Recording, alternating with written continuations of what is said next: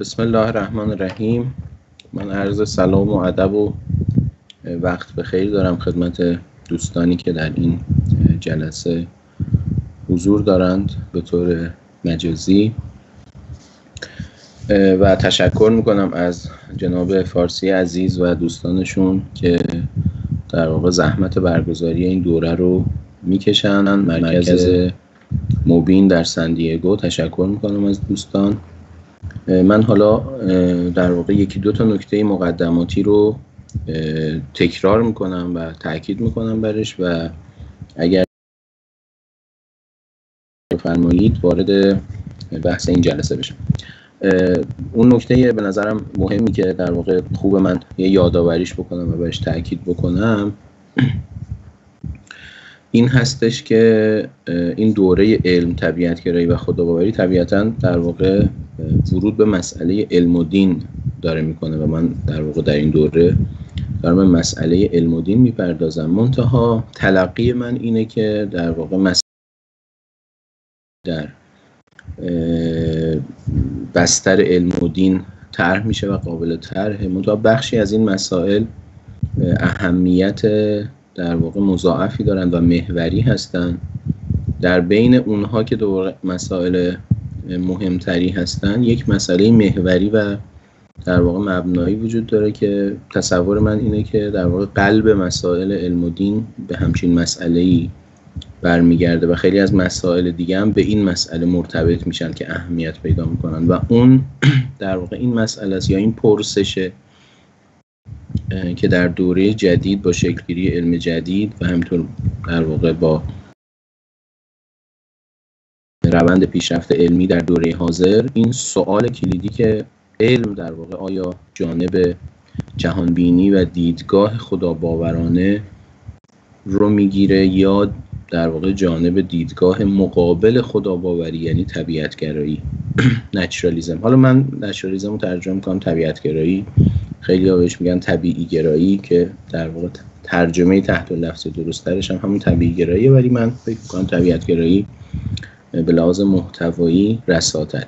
به هر حال سوال کلیدی و بنابراین پرسش مبنایی اینه که علم در واقع طرف کدام دیدگاه و جهانبینی رو میگیره. حالا در واقع نکته بعدی که در مورد نکته مقدماتی بعدی که در مورد این دوره خوبه برش تاکید بکنم و تکرارش بکنم اینه که در واقع تلاش من در این دوره و کلا نگاه من اینه که این مسئله رو جدی در واقع بگیرم و جدی طرحش بکنم. بعضی از در واقع متفکرین که به بحث علم و دین ورود میکنند اگرچه آگاهند نسبت به چنین مسئله‌ای، منتها اون رو در واقع یا انقدر جدی نمیگیرن یا به طور جدی طرحش نمیکنن. در واقع تلاش بعدی من بعد از طرح این مسئله به عنوان مهمترین مسئله علم و دین اینه که او رو هم تا حد امکان جدی در واقع طرحش بکنم و در واقع طرح مسئله رو جدی کنم و تقویتش بکنم تا حد امکان این گزاره و این ادعا رو که علم در واقع جانب طبیعت‌گرایی رو در دوره جدید گرفته. این که عرض میکنم در واقع همونطور که من در جلسه اول هم یه آمارهایی رو نشونه در واقع دوستان دادم و بررسی کردیم چه در فضای علمی جدید چه در فضای فلسفی جدید، این نگاه غالبی است در فضای آکادمیک امروز حدوداً از در واقع یعنی از اواخر قرن 19 و به ویژه قرن 20 این نگاه غالبیه که در دوره جدید حالا خیلی ها از آغاز شکلی دوره مدرن در واقع این نگاه رو برمیگردونن عقب که علم جدید که مهمترین یافته معرفتی انسان جدید هست در واقع نه جانب خداباوری رو که جانب طبیعت‌گرایی رو گرفته. ما هرچه جلوتر رفتیم در واقع ایده طبیعت‌گرایی بیشتر تثبیت شده و این در واقع ادعا و این گزاره و این ایده مقدمه است بر خیلی از در واقع قدم‌های بعدی که بسیاری از متفکرین در نهله‌های مختلف علمی و فلسفی طی کردن، خصوصا در مغرب زمین، که بنابراین دوره خداباوری و دوره دینباوری به پایان رسیده و ما دیگه جهانبینی علمی رو به لحاظ هستی شناختی و به لحاظ متافیزیکی گریزی ازش نداریم، چاره‌ای ازش نداریم و حالا برای اینکه دوچار مثلا فرض بفرمایید پوچی نشیم، دوچار در واقع و مسائل حالا تابع اون نشیم، حالا باید مثلا یه فکری بکنیم. برای همین مثلا رویکردهای اگزیستانسیالیستی، رویکردهای جعل معنا و انواع و اقسام این رویکردها در واقع میخوان واکنشی نشون بدن به همچین اتفاقی که در دوره مدرن افتاده. منتها من میخوام بگم که به نظر میرسه که ریشه و خواستگاه این مسئله، حداقل مهمترین خواستگاهش و مهمترین در واقع مبنای همچین اتفاق و همچین تحلیلی که بسیاری از متفکرین از ماکس وبر بگیرید در سنت قاره‌ای تا پینکری که من در واقع معرفیش کردم تا نیچه تا بسیاری از در واقع متفکرین برجسته مغرب زمین یه همچین ایده‌ای رو در واقع برایش صحه گذاشتن و تقویتش کردن و تاییدش کردن. و حالا مسئله اینه که در دوره مدرن برای این در واقع متفکرین اینه که ما چجوری بتونیم در واقع یک دست کم یه معنای حداقلی رو برای انسان جدید برمغان بیاریم. بنابراین من هم در واقع تلاشم اینه که در بخش اول این دوره، یعنی 3 جلسه اول که این جلسه و جلسه بعد باقی مونده ازش، در واقع این مسئله رو تا حد امکان جدی مطرحش بکنم، این مسئله در واقع طبیعت‌گرایی رو و این ادعا که علم در واقع جانب طبیعت‌گرایی رو گرفته. و بعد حالا در بخش دوم این ارائه در واقع بپردازم حالا به بررسی انتقادی این ایده و این که آیا در واقع گریزی هست و میشه در واقع عبور کرد از طبیعت‌گرایی و بازگشتی داشت به خودآگاهی. بنابراین طرح کلی این ایده با این نکته‌ای که گفتم شاید روشن‌تر بشه. خب من از اینجا در واقع میخوام با اجازه شما این اسلاید ها رو شیر بکنم. اگر که در واقع مشکلی برای این شیر کردن اسلاید ها وجود داشت ممنون میشم که بفرمایید ببند.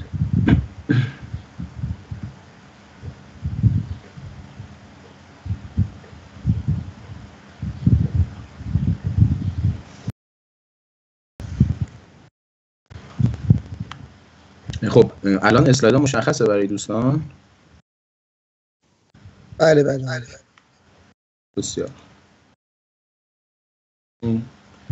در واقع از بخش اول عبور کنم.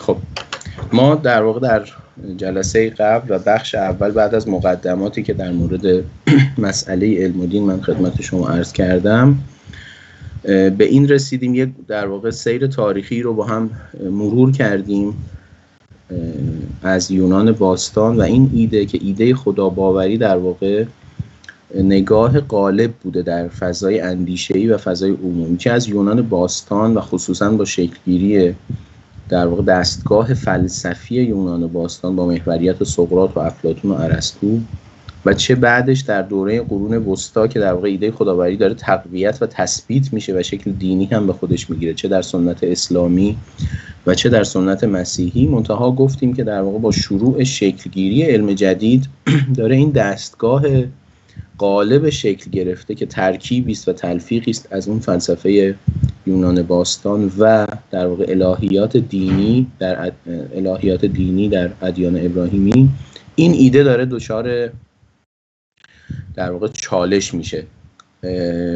در واقع اشاره من کردم به سطوح در واقع چالش هایی که داره شکل میگیره. یه سطح چالش در واقع چالش یافته های علمی است با متن دینی و گزاره های دینی، خصوصا حالا در سنت مسیحی با تفسیر کلیسایی.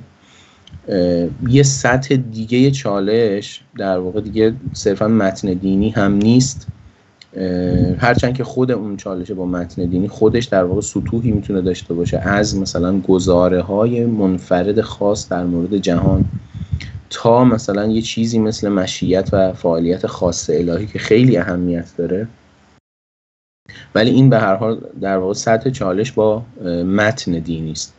منتها سطح بعدی چالش در واقع چالش هاییه که با در واقع عناصر مبنایی اون دستگاه فلسفی الهیاتی داره رخ میده. اینجا هم در واقع هم ما چالش معرفت شناختی داریم که داره اساس عقل فلسفی حالا و وحی در هستی شناسی در واقع مورد تردید قرار میگیره به خاطر این کانفلیکت ها و تعارضایی که داره بین نظریات علمی جدید و یافته های علمی جدید رخ میده با اون در واقع باورهای قبلی. پس در واقع یه سطحش معرفت شناختی و اعتبار متن دینی و یک سطح دیگه معرفت شناختی مسئله اعتبار عقل فلسفی است. در واقع اون اتکا و اون تکیه‌ای که به عقل فلسفی پیش از این میشده داره در دوره مدرن در واقع دچار تزلزل میشه و در واقع شما میدونید که در دوره مدرن اگرچه ما گرایش عقل گرایی رو داریم، منتها تجربه گرایی به شدت داره قوت میگیره و در واقع داره آرام آرام جریان غالب میشه. حالا از لاک و هیوم و بارکلی و اینها بگیرید تا دوره جدید که ما به قرن 20 برسیم، دیگه اوج این تجربه گرایی رو شاهد هستیم در جریان پوزیتیویست‌های منطقی. به هر حال این سطح معرفت شناختی و در سطح هستی شناختی و متافیزیکی هم داره در واقع چالش‌های مهمی رخ میده بین نگاه جدیدی که در واقع در محوریتش علم قرار داره و اون نگاه قبلی پیشینی که در محوریتش فلسفه قرار داره. و در واقع در سطح متافیزیک و هستی شناختی هم فهم از علیت، فهم از جهان، فهم از مکانیزم های جهان، همه اینها داره در واقع یه تفاوت های مهمی درش رخ میده. اجمالاً در واقع این تبدیل شدن اون علل اربعه ارسطویی به در واقع یک فهم مکانیکی و فیزیکی از جهان، خصوصا در سطح طبیعی، در واقع اتفاق مهمیه که داره میفته. ببخشید. یعنی در واقع به جای علل غایی و علل صوری که در واقع نقش محوری داشتن در تبیین‌های قبلی فلسفی، اینکه هر در واقع پدیده‌ای در جهان یک صورت نوعیه‌ای داره که داره ذاتش رو مشخص میکنه، قوه‌هاش رو مشخص میکنه و رفتارش رو مشخص میکنه، اونم به نحو غایتمند، چون در واقع غایتی هم مستتر در این صورت نوعیه. این مفاهیم داره کنار گذاشته میشه و تبیین‌ها دارن یه تبیین‌های مکانیکی میشن بر اساس در واقع نه ذات بلکه بر اساس یک نگاه تقلیل گرایانه به هستی که در واقع رفتار سطوح کلانتر و بزرگتر در جهان. حالا این فعلا در سطح فیزیکیه تا برسیم این جلسه در واقع حالا ببینیم چجوری نگاه توسعه پیدا کنه. داره بر اساس در واقع رفتار ذراتش توضیح داده میشه، یک جسم بزرگ، و ذرات هم چجوری رفتار میکنن بر اساس قوانین مکانیکی و اصطلاحاً کور نه غایتمند دارن رفتار میکنن. یعنی ما چند قانون بنیادی داریم حالا به زبان ریاضی که نیوتن به ویژه داره در واقع این قوانین جهان رو به ما معرفی میکنه و ذرات هم دارن به طور کور نه غایتمند نه هدفمند نه شعورمند دارن بر اساس این قوانین رفتار میکنند و طرحی که داره در انداخته میشه به ویژه توسط نیوتن، قله در واقع علم مدرن، اینه که میشه همه این جهان رو و همه این هستی رو بر اساس رفتار این ذرات بنیادی بر پایه قوانین کور مکانیکی در واقع فهم کرد. و نیوتن یک شاهکار در واقع کارش در دوره جدید که چه حرکت مثلا افتادن اون سیب اسطوره‌ای و چه حرکت این سیارات و ستارگان رو داره با 4 در واقع قانون پایه‌ای در واقع توضیح میده. خب حالا در عین حال که حالا من یه مروری بکنم برای این مؤلفه ها و بعد در واقع ادامه بدم. بنابراین این مؤلفه های در واقع جهانشناسی دوره مدرنه، منتها تا پیش از در واقع قرن 19 و شکل‌گیری نظریه تکامل داروین. حالا اینجا داره یه اتفاق خیلی مهمی میفته که این جلسه به ویژه من میخوام در واقع به جهان در واقع پسا داروینی یا در واقع جهان داروینی بپردازم به عبارت دقیق‌تر در دوره داروین به بعد. خب مؤلفه های در واقع این جهانشناسی در عصر مدرن چی هستن؟ یک، باید گفت اولویت و تاکید بر عقل تجربی در شناخت جهان به جای در واقع وحی و به جای عقل فلسفی. در واقع عقل تجربی با محوریت ساینس، نچرال ساینس، داره محور قرار میگیره در شناخت جهان به خاطر موفقیتاش، به خاطر تبیین‌هاش، به خاطر در واقع پیشرفتش. نکته بعدی در واقع این پس یه گزاره معرفت شناختی. در واقع گزاره بعدی در واقع پیگیری نگاه مکانیکی به جهان، همون توضیحی که خدمتتون دادم. نگاه مکانیکی رو در واقع میشه گفت دو تا رکن داره در این دوره. یکی اون رویکرد تقلیل گرایی است و دیگری این که خبری از علت صوری و علت غایی دیگه نیست، بر اساس یه سری قوانین بی‌غایت و کور در واقع داره فعلا فیزیک در واقع توضیح داده میشه.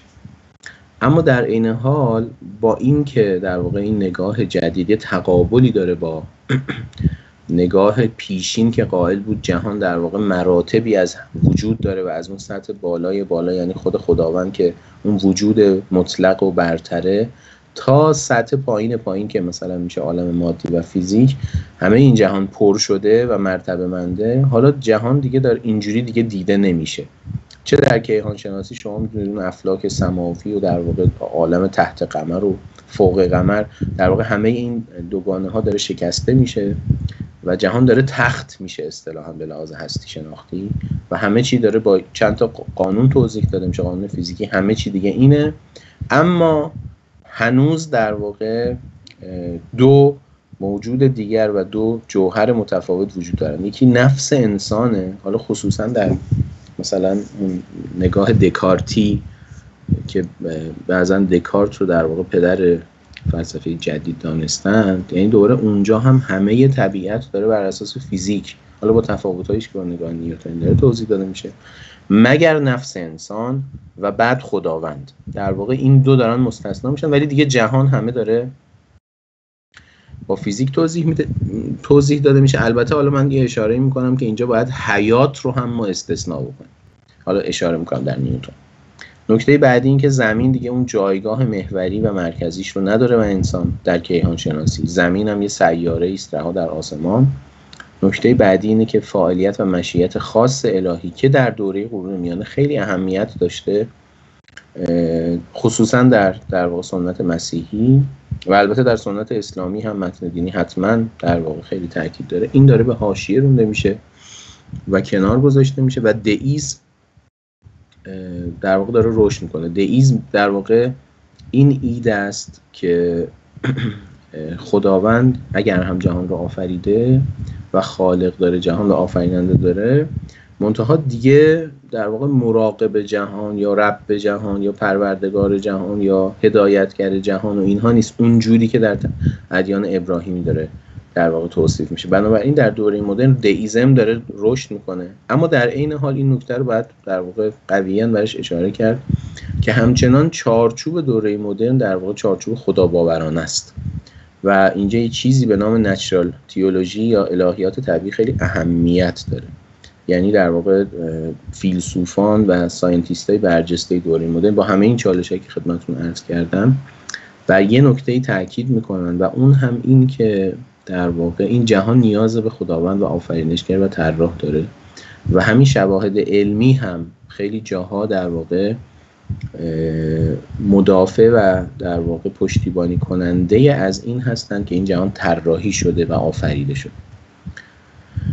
یه نمونهش خود در واقع نیوتونه، یعنی در واقع یه شخص خیلی برجسته جدا از خیلی از اغلب فیلسوفان این دوره و ساینتیستای این دوره، برخلاف بعضن روایتی که گفته میشه که اینها در واقع خودشون سکولار بودن یا نچرالیست بودن، سکولار اینجا به معنی فلسفیش، و در واقع گریزان بودن از خداباوری و دین باوری، واقعیت اینه که اینجوری نیست و اینها خودشون در واقع سویه های خداباورانه جدی داشتن.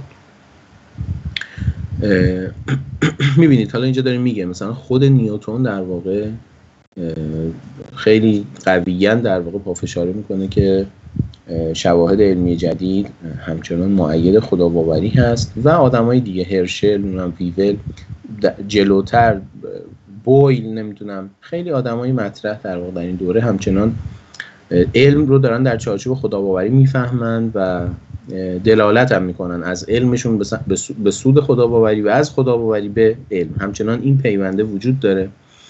منتها ببینید اتفاقای مهمی افتاده در واقع. خیلی ها هم در واقع درسته که جریان غالب همچنان خداباورانه است، اما در عین حال خود این علم نیوتنی رو برخی در واقع استفاده میکنن برای مقاصد ضد دینی. یعنی در واقع هم متد نیوتنی که اون نگاه مکانیکیه که خدمتون عرض کردم و هم فیزیک نیوتنی که حالا داره قائل میشه به مکان و زمان مطلق و قوانین در واقع ساده و بسیط بنیادی، اینها در واقع یه مجراهایی هستن که برخی دارن این ایده رو میپرورونن که خب در واقع میشه بدون نیاز و ارجاع به یه آفریننده یا خدا جهان رو فهم کرد و تبیین کرد.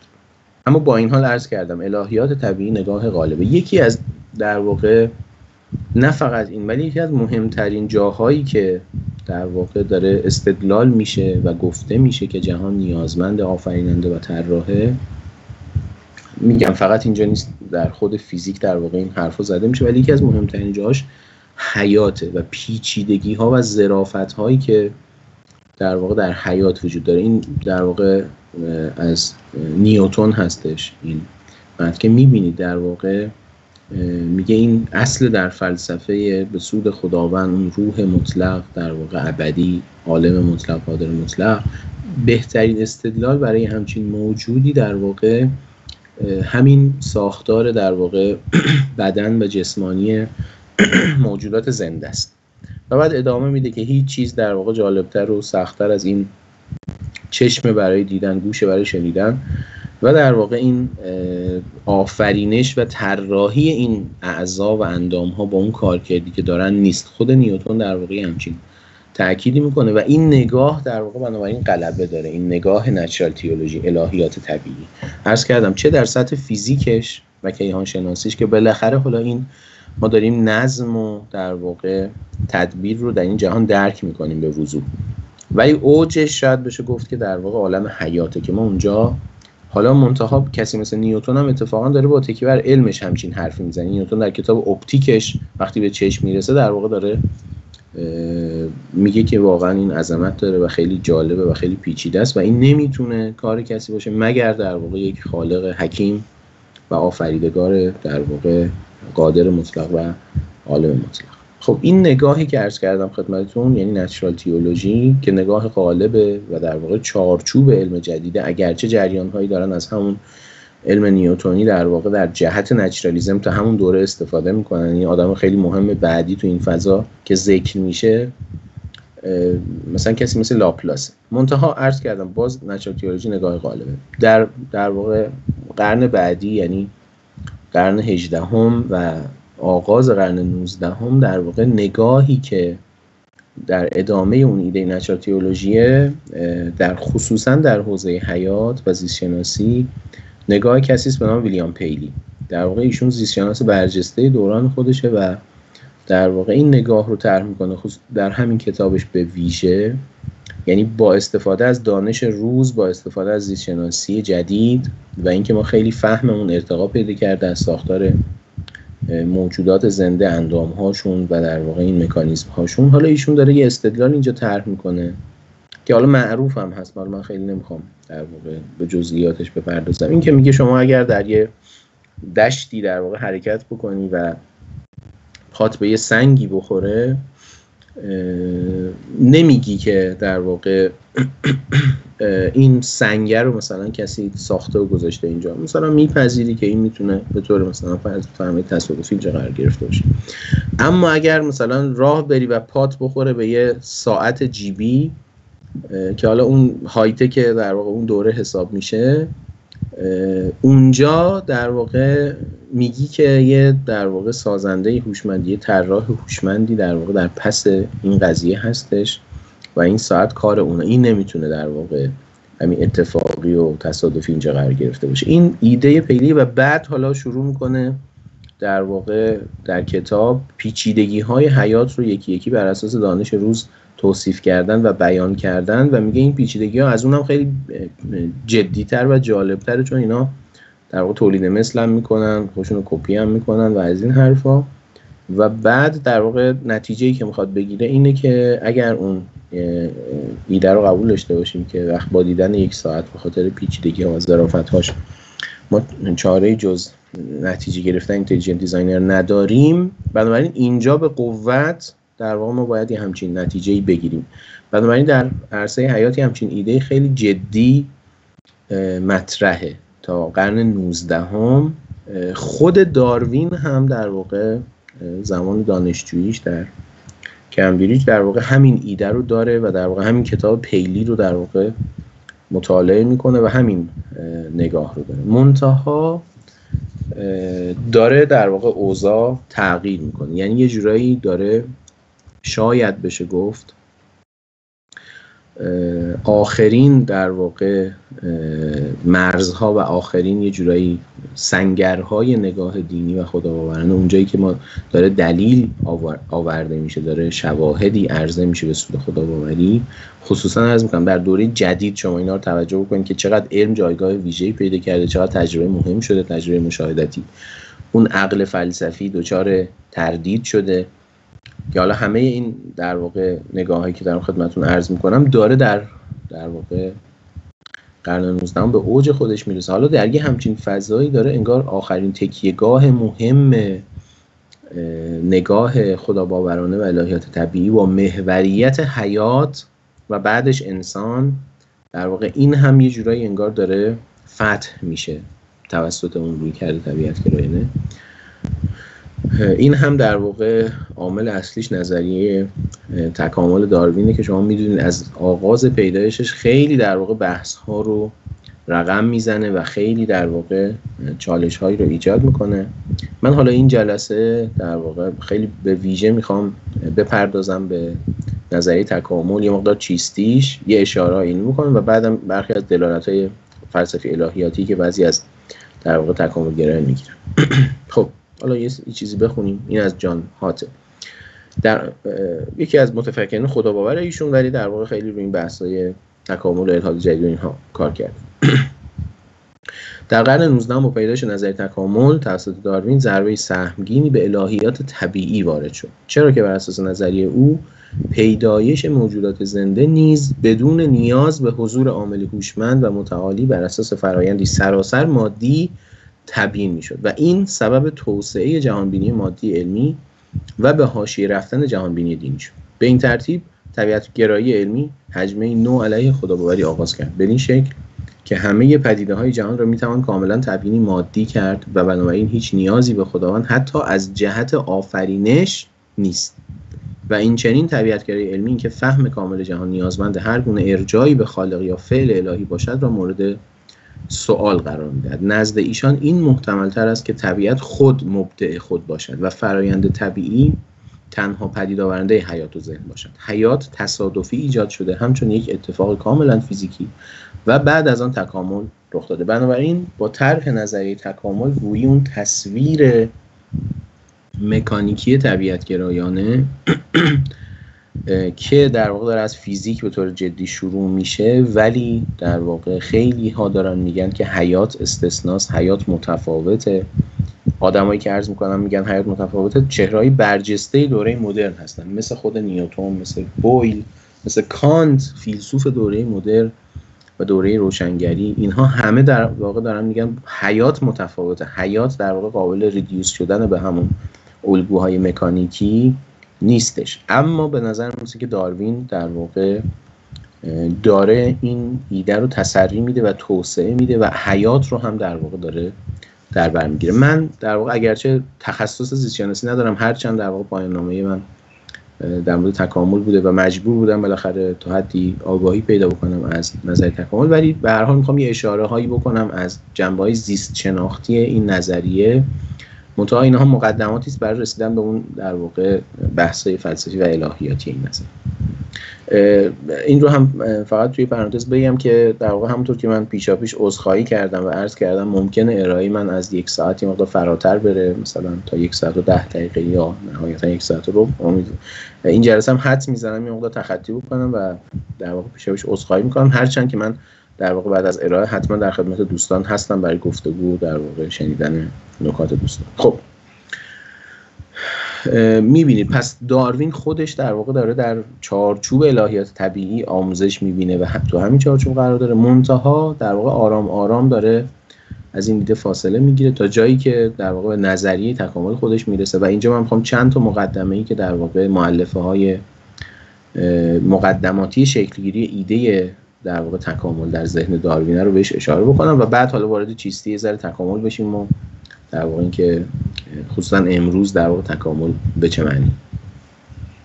خب داروین از سنین ابتدایی جذب علم شده بود، همراه برادر بزرگش در خانه خود آزمایشگاه شیمی ایجاد کرده بودند. زمانی که داروین در 1831 از کمبریج فارغ التحصیل شد، فرصتی یافت تا در سفری با کشتی بیگل به آمریکای جنوبی بره. این سفر خیلی مهمیه در واقع برای داروین و برای شکلگیری نظریه تکامل. او توانست در مدت 5 سال با این کشتی دور دنیا رو بگردد. او در این مدت توانست تا گیاهان و جانوران مناطق مختلف رو بررسی مطالعه کند. این سفر مقدمه‌ای برای شکلگیری ایده نظریه داروین بود. او میگوید هنگامی که در کشتی بیگل به عنوان طبیعت‌شناس حضور یافته بودم، توانستم شواهدی از توزیع موجودات آمریکای جنوبی و مناطق اطراف آن که با گذشته و امروز ساکنان آن مناطق مرتبط بودند به دست آورم. این در واقع اشاره داره به این بررسی داروین در مورد صحراهای جزایر گالاپاگوس که در واقع خیلی مهمه در شکلگیری ایده تکامل توسط داروین. مسئله چیه؟ مسئله اینه که داره داروین مشاهده میکنه که اینجا یه جزیره مرکزی هست و یه سری در واقع جزایر اطراف اون، داره میبینه که در واقع پرنده هایی که تو این جزایر هستن ساختار اصلیشون کاملا مشابه همه، ولی یه تفاوت های جزئی با هم دیگه داره. یکی نوکش کوتاه‌تره، یکی درازتره، یکی دمش کوتاه‌تره، یکی درازتره، رنگاشون تفاوتایی دارن. حالا داروین داره این ایده رو در واقع در ذهنش میپرورونه که خصوصا ببینید فضای مقابل داریم فضای آفرینش گرایان است. فضای غالب اینه که در واقع موجودات رو و گونه ها رو خداوند در واقع جدا جدا خلق کرده. این ایده هم بر پایه اون شواهد تجربی مثل اون کتاب پیلیه، هم در واقع پشتیبانی از سنت دینی مسیحی داره در واقع انجام میشه و هم در واقع پشتیبانی دیگه‌ای از سنت فلسفی در واقع که جریان داشته، سنت ارسطویی و اینها داره در واقع داده میشه، همون صورت نوعیه. اینا در مورد عالم حیات همچنان در واقع این ایده ها برقرار. منتها داروین در واقع داره این ایده رو میگه که این خیلی ایده عجیبیه اینجا که ما بگیم که خداوند در واقع این صحراها رو جدا جدا با این تفاوت‌های ریزشون رو این جزایر جدا جدا آفریده و قرار داده. ایده در واقع بهتر به لحاظ علمی و تبیینی اینه که در واقع یه گونه اولیه‌ای تو اون جزیره اصلی بوده و این مهاجرت کرده جزایر اطراف و به خاطر در واقع شرایط محیطی متفاوت ویژگی‌های این در واقع پرندگان هم شروع کرده در واقع تفاوت پیدا کردن. این بنابراین پس این سفر به گالاپاگوس و این شواهد تجربی و در واقع بررسی زیست شناختی داروین در مورد این شواهد. اما در واقع چند تا مؤلفه دیگه هم در شکلگیری ایده داروین خیلی اهمیت داشته. یکی دیگه در واقع این دوگانه یونیفورمیتاریانیزم و در مقابل کاتاستروفیزم بوده که در واقع در اون دوره و تا پیش از در واقع کتاب زمینشناسی چارلز لایل این ایده کاتاستروفیزم در واقع غلبه داشته. این ایده که در واقع زمین و حوادثی که باعث شده زمین وضعیت کنونیش رو پیدا کنه و حیات وضعیت کنونیش که ما داریم مشاهده می‌کنیم پیدا بکنه، اینها در واقع حوادث در واقع کاتاستروفیک بودن، یه جوری مثلا حوادث ناگهانی و فاجعه آمیزی بودن که در واقع نقش داشتن در شکلگیری زمین به شکل کنونیش و حیات به شکل کنونیش. دوباره این ایده هم در واقع هم شواهد علمی پشتیبانی میکرده ازش، هم در واقع ایده‌ای بوده که نسبت داشته با دین و متن دینی و مثلا اون تصویری که مثلا فرض بفرمایید از ماجرای کشتی نوح وجود داشته و اینکه بالاخره این حوادث خیلی در شکل دادن به وضعیت کنونی حیات تاثیر داشته. در مقابل این نگاه در واقع چارلز لاید داره ایده‌ای رو طرح میکنه که نه، در واقع روند پیدایش کنونی وضعیت زمین، قاره‌های زمین و وضعیت حیات در واقع یک روند تدریجی پیوسته‌ای داشته، اگرچه اون حوادث در واقع خاصه در واقع فاجعه آمیزم وجود داشتن، منتها نه، اصل ایده در واقع همون ایده پیوسته تدریجی بر اساس در واقع مکانیزم‌های ثابت و پیوسته بوده. بنابراین حالا داروین داره در واقع با این ایده هم در این کتاب زمین شناسی لاید آشنا میشه و داره در واقع با ایده لامارک هم از پیدایش طبیعی موجودات زنده و نه پیدایش آفرینشگرایانه در واقع آشنا میشه. بنابراین میبینید که داروین داره این ایده ها رو در واقع انگار کنار هم قرار میده و اون حالا شواهد جزایر گالاپاگوس هم داره میبینه. این به نظر میاد که اولین در واقع تصویری که خود داروین کشیده برای درخت حیات ناظر به توضیح اون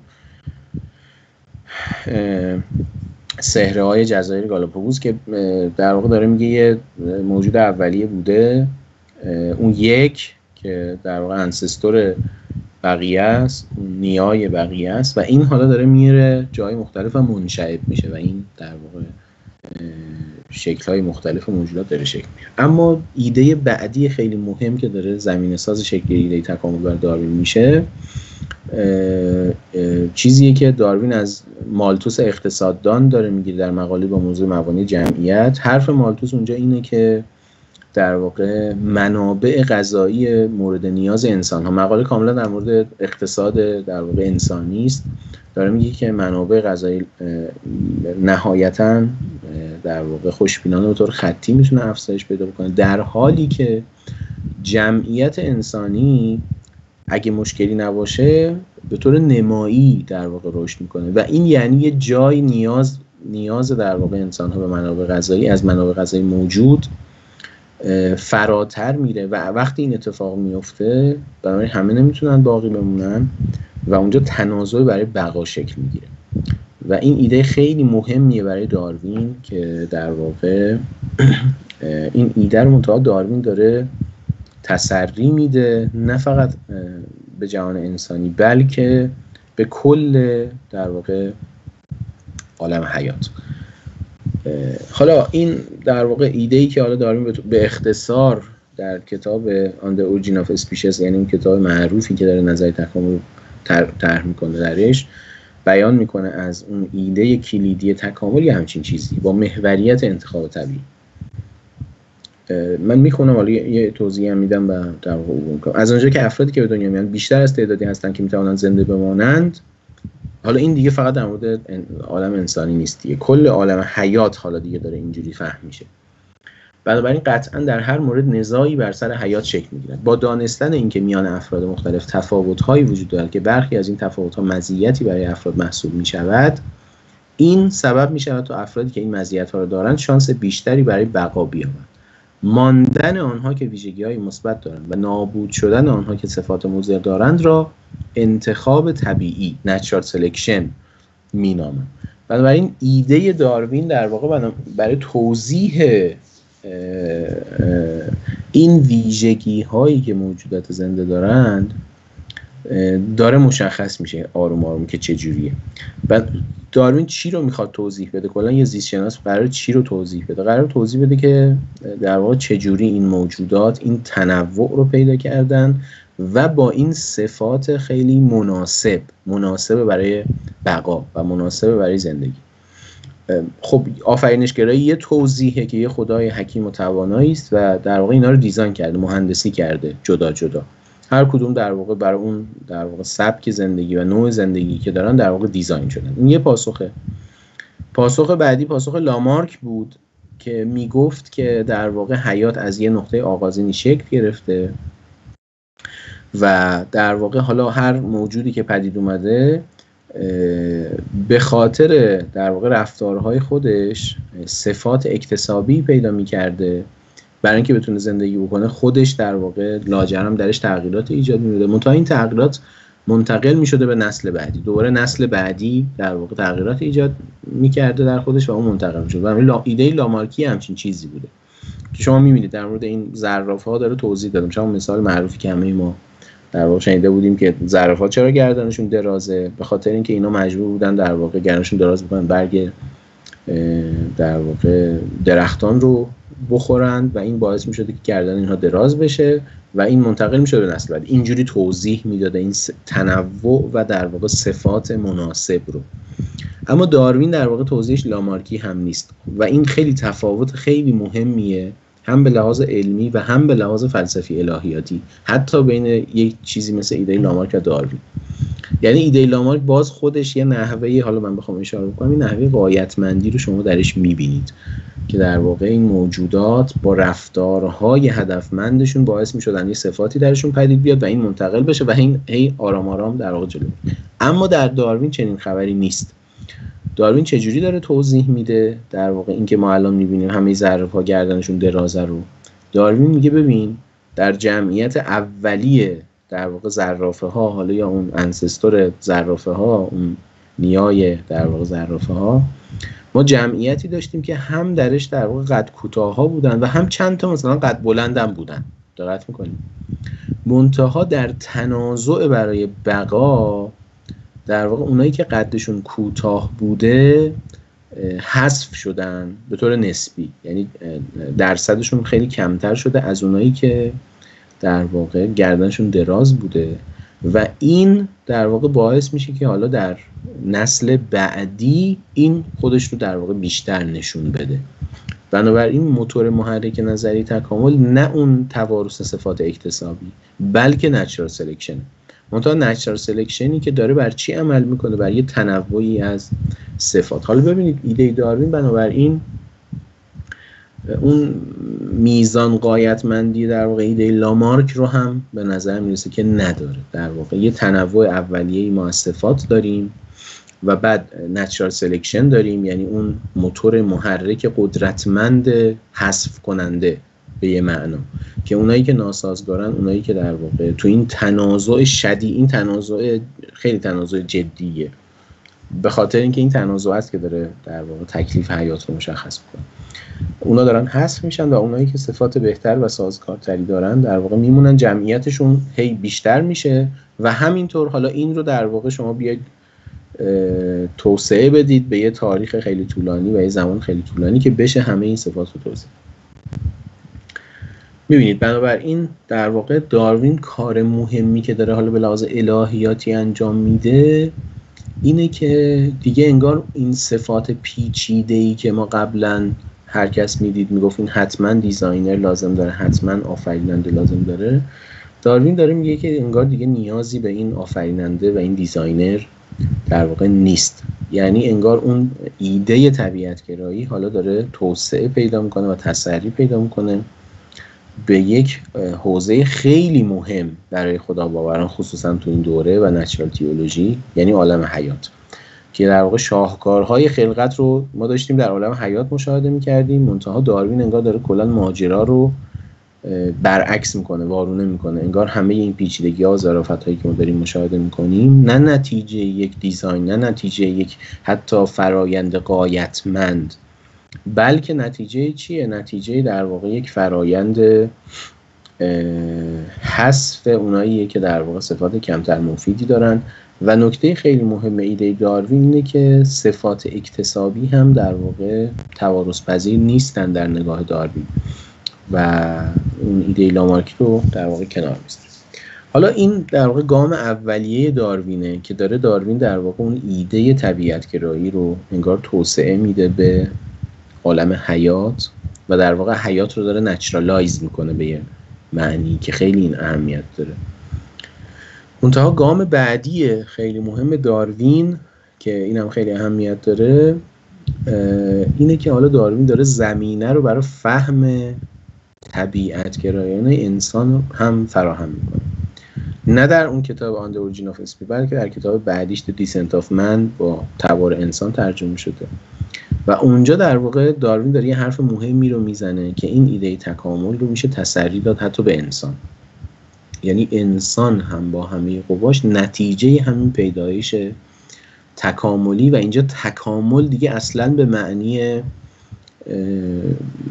لفظیش که یه چیزی داره کامل میشه به تعالی میرسه و اینها نیست. حالا من جلوتر که برسم روشن‌ترش میکنم که حالا تکامل به چه معنیه. منتها همین در واقع ایده رو میشه توسعه داد و تسری داد در مورد انسان در واقع، و نه فقط جنبه‌های زیست شناختی انسان که حتی جنبه‌های در واقع اصطلاحاً نرم، جنبه‌های روانشناختی و ذهنی و فرهنگی انسان. در واقع ایده مهمی که داروین اینجا داره طرح میکنه اینه که در واقع ما میتونیم همه ویژگی‌ها صفات انسان رو هم در واقع به صورت درجه مند تشکیکی بفهمیم، نه در واقع با تمایز نوعی. یعنی انسان هم نسبت به سایر موجودات تو این تصویر تکاملی تمایز نوعی نداره. یک گونه متفاوت، یک نوع متفاوت یا یک چیزی که ویژگی‌های اساساً متفاوتی داشته باشه نیست. همه چیز در واقع نتیجه یک تطوره و نتیجه حالا زیاد شدن کامپلکسیتی بعضن، یا حتی کامپلکسیتی هم نیست یه جایی، حالا جلوتر شاید روشن بشه. با این حال، با همه اینها، با همه حرفای مهمی که داروین داره میزنه، اما داروین یه ابهاماتی در واقع داره نظریش. من اینجا 3 تا از مهمترین هاش رو در واقع ذکر کردم. یک، این که داروین داره ایده توارث صفات اکتسابی رو رد میکنه، هرچند حالا اینم خیلی دقیق نیست، ولی حالا به طور کلی میشه پذیرفت که ایده داروین در واقع مقابل ایده لامارک از جهت اینه که توارث صفات اکتسابی در واقع امکان داره یا حداقل محوریت داره در تکامل. اما داروین نمیدونه که در واقع این مکانیزم توارث چیه.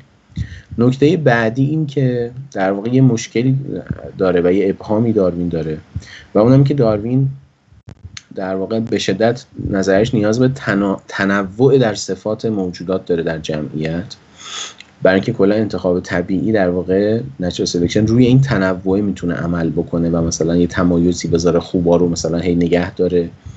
منتها 2 تا در واقع نکته است.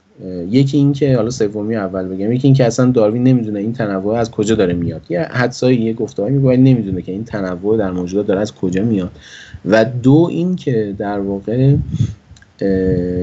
مسئله اینه که ما وقتی به توارث فکر بکنیم و به زاد و ولد فکر بکنیم و تولید مثل جنسی، اینم عجیبه. یعنی به نظر میرسه که تولید مثل، خصوصا تولید مثل جنسی، باعث میشه که تنوع از بین بره. یعنی صفات فرزندان در واقع انگار یه میانگیری بشه بین والدین و این تنوع از بین میره ببره، و بنابراین داروین نمیدونه که چجوری باید این رو حلش کرد. خب این پس یه کلیاتی از طرح نظریه داروین. حالا من از اینجا میخوام در واقع وارد نظریه تکامل امروزی در واقع داروینی بشم، یا اون چیزی که بهش میگیم نئو داروینیسم، و اینو یه مقدار بازش بکنم و بعدش انشالله برسم به اون جنبه‌های فلسفی الهیاتی خواهیم. حالا من 2 تا کتاب معرفی کردم به عنوان تکست‌های در واقع استاندارد آموزش تکامل.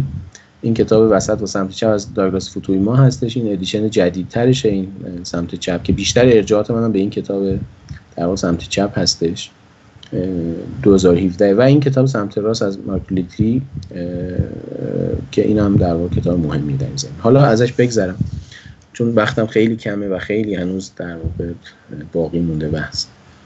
تصور جدید از تکامل حاصل 3 فاز مطالعه، تحقیق و تفکر است که در ادامه انتشار کتاب منشأ انواع داروین به وقوع پیوست. فاز نخست کارها آثاری بود که بلافاصله پس از انتشار کتاب داروین انجام گرفت. فاز دوم توصیف بود که در سال 1940 یعنی دهه 30-40 از ترکیب ایده انتخاب طبیعی داروین و ژنتیک مندلی به وجود آمد، و فاز آخر با کشف ساختار شیمیایی DNA در سال 1953 در واقع حاصل شد. این 3 دوره‌ایه که در واقع داره یه پیشرفت‌های خیلی مهمی در ایده تکامل رخ میده.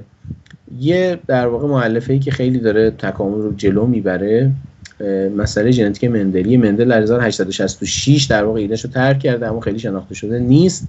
در 1900 داره در واقع با کارهای جدیدی که صورت میگیره پی برده میشه به اهمیت کار مندل، و کار مندل برای داروین در واقع 2 تا اهمیت مهم داره. یکی در واقع مکانیزم توارث رو داره طرح میکنه و حتی داره ریاضیش میکنه مکانیزم توارث رو، و نکته بعدی خیلی مهم اینه که اون مسئله در واقع میانگیری بین صفات والدین رو داره حل میکنه مندل با این طرح که در واقع اطلاعات ژنتیکی و صفات در واقع موجودات وقتی تولید مثل جنسی انجام میشه مخلوط نمیشن، ترکیب نمیشن که از بین برن، بلکه در واقع با یه ساختار توارث خیلی جالبی اطلاعات ژنتیکی در واقع باقی میمونه و حتی در واقع اون صفاتش میتونه در واقع بروز فنوتیپیش در واقع میتونه زیاد بشه. به اینها علل میگن در واقع اون صفات ژنتیکی که هر فرزندی از پدر مادرش میتونه بگیره، یا به عبارت دقیق ترش در واقع اون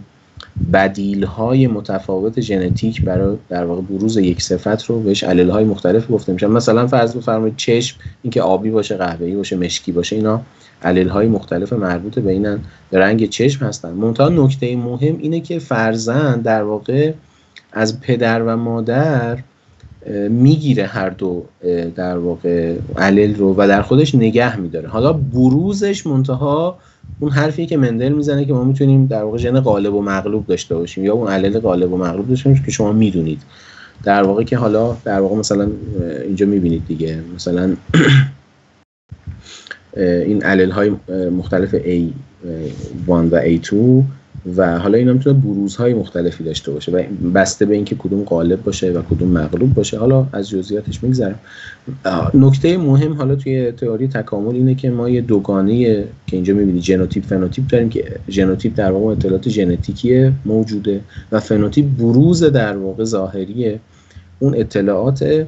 و حالا نکته مهم در تئوری تکامل اینه که نچرال سلکشن به فنوتیپ حساسه، یعنی ژنوتیپ براش اهمیتی نداره، در واقع فنوتیپ ها هستن، اون بروز صفات و رفتارها و اون اینها هستن که در واقع تو تناسب بقا شرکت میکنن. منتها از طریق سلکت شدن این فنوتیپ ها در واقع ژنوتیپ متناظرشون هم در واقع داره منتقل میشه. حالا در دهه 30 و 40 در واقع به ویژه 3 تا در واقع ریاضیدان زیست شناس باید گفت به نام فیشر، هالدین و رایت، در واقع اینها میان حالا دارن ترکیب میکنن ایده نچرال سلکشن داروین رو با ایده ژنتیک مندلی و در واقع این رو هم توسعه میدن در جمعیت ها و نه فقط افراد. یعنی ژنتیک مندلی ناظر به افراد، ایده تکامل ناظر به جمعیت هاست. حالا اینها اینو دارن ترکیبش میکنن، ریاضیوارش میکنن، عدد رقم بهش میدن، چون ژنتیک مندلی خیلی قابلیت ریاضیوار شدن داره. این در واقع تو سطح تولید مثل اینکه شما اگر در واقع جمعیت والدین رو داشته باشی نسبتشون رو، یعنی مثلا 3/10 بشه اون A1 و 7/10 بشه اون A2 یا A2 اون وقت در واقع میشه حساب کرد که در واقع درصد فرزندان به چه شکلی هستش از 3 نوع A1 A2 و A2 درصد اینها رو میشه حساب کرد. و حالا ژنتیک جمعیت میخواد با محاسبه یه همچین چیزی و ریاضی کردن در واقع نقش انتخاب طبیعی این به این پرسش مهم جواب بده که اگر ما درصد در واقع ژن ها رو در جمعیت اولیه مثلا نسل N داشته باشیم، در N به اضافه 1 در واقع این درصدها چه تغییری میکنه. این رو در واقع داره ریاضیاتش رو بنا میکنه، به این میگن پاپولیشن ژنتیکس که کار همون در واقع فیشر و هالدین و رایت هستش. و از اینجا در واقع نظریه تکامل داروین داره تبدیل میشه به سنتز مدرن یا چیزی که بهش میگیم نئو داروینیسم و از اینجا داره در واقع ساختار خیلی جدی‌تری به لحاظ علمی و ریاضیاتی پیدا میکنه نظریه تکامل. یعنی تا قبل از اون توصیفات خیلی کیفی ان، کلی ان، ولی اینجا داره در واقع خیلی ساختار جدی‌تر ریاضیاتی پیدا میکنه. یه نکته خیلی مهم اینه که توی در واقع پروسه تکامل فقط به یه چیز حساسه و اونم فیتنسه. یعنی یکی از مهمترین در واقع نکات برای فهم نظریه تکامل فهم فیتنسه و اینکه تکامل به فیتنس حساسه. یعنی تکامل اساسا تکامل فیتنسه نه چیز دیگه ای. فیتنس یعنی چی؟ فیتنس یعنی در واقع میبینید یعنی تعداد کل موالید یا فرزندانی که یه نفر میتونه در کل عمرش در واقع ایجاد بکنه، که این هم دوباره عدد رقمش میکنن. احتمال اینکه اون فرد در واقع به بلوغ برسه و بلوغ هم به خاطر اینکه میتونه تولید مثل انجام بده و تعداد فرزندانی که قابلیت که با یه عددی باید نشونش داد قابلیت فرزند آوریش، در واقع این میشه فیتنس. و اینم یه چیزی نیست که حالا تکامل یه هوشمندی داره و میخواد بهش حساس باشه، بلکه مسئله اینه که به طور طبیعی و به طور آماری اینه که در واقع تعیین میکنه که جمعیت به چه سمتی حرکت میکنه. یعنی در واقع تفاوت فیتنس افراده که مشخص میکنه که در نسل بعدی، در جمعیت‌های بعدی در واقع کدام صفات دارن غلبه پیدا میکنن. حالا در ادامه در واقع این اتفاقای مهمی که داره میفته، ساختار دی ان ای داره کشف میشه،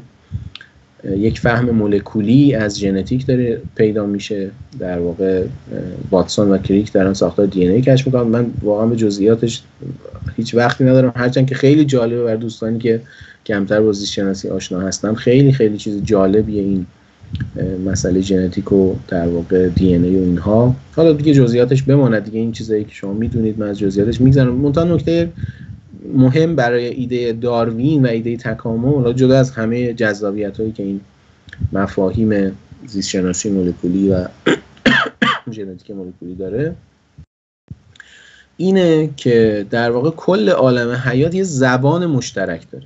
حالا این زبانش هم خیلی جالبه، یعنی الگوهای دی ان ای بر پایه این در واقع جایگشت‌ها و چینش‌های مختلف در واقع این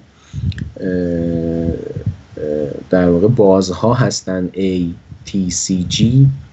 و نکته جالب اینه که کل عالم حیات داره با یه ساختار واحدی کار میکنه و دوباره در واقع یه تکاملگرا میگه که این هم یه تایید خیلی مهمی است بر نظریه تکامل. حالا در واقع دی ان ای در سلول در واقع مکانیزم هایی هست که بیاد از این اطلاعات ژنتیکی در واقع اون فنوتیپ ها شکل بگیرن. چه جوری؟ با در واقع پروتئین سازی، این که از روی الگوهای دی ان ای، آر ان ای و ام آر ان ای شکل میگیره و از روی ام آر ان ای در واقع پروتئین ها ساخته میشه. این هم در واقع اون زبان مشترک عالم حیاته که در واقع دیکشنری عالم حیاته، این که این زنجیرهای سه‌گانه در واقع بازهای دی ان ای، کدون ها در واقع هر کدوم در واقع تبدیل میشن به یک اسید آمینه که اون اسید آمینه ها در واقع واحدهای شکل دهنده زنجیره پروتئین ها هستن که پروتئین ها در واقع سازنده اون فنوتیپ ها هستن و کل کارکرد عالم حیات با این پروتئین ها هستش. منتها نکته جالب اینه که در واقع ما یه دیکشنری واحدی برای کل عالم حیات داریم. من خیلی سریع دارم عبور میکنم که در واقع بیش از این از وقت خطی نکنم. خیلی هنوز در واقع حالا من متاسفانه بگم باقی مونده از اسلاید من، هنوز به بخش فلسفه الهیاتی ورود نکردم. خب حالا یه نکته خیلی مهم که هم در واقع راز علمی خیلی اهمیت داره، هم ابهام پیش روی داروینه، هم یکی از مهمترین در واقع جاهایی که نظریه تکامل دلالت‌های فلسفی الهیاتی پیدا میکنه، در واقع فهم اینه که اون تنوع و اون تغییرات در موجودات از کجا میاد. در نگاه در واقع نئوداروینیستی عامل اصلی زایش تنوع در موجودات میوتیشن هست، جهش هستش. و این از کجا داره شکل میگیره؟ دوباره اون محور اصلیش اینه که در واقع برای اینکه تولید مثل انجام بده موجود، باید در واقع سلولهای جنسی کپی بشن، تکثیر بشن و در این تکثیر شدن باید اطلاعات ژنتیک کپی بشه و حالا در این کپی شدن اگرچه فرآیند خیلی دقیقیه، در این کپی شدن خطا رخ میده و این خطاه که رخ میده در واقع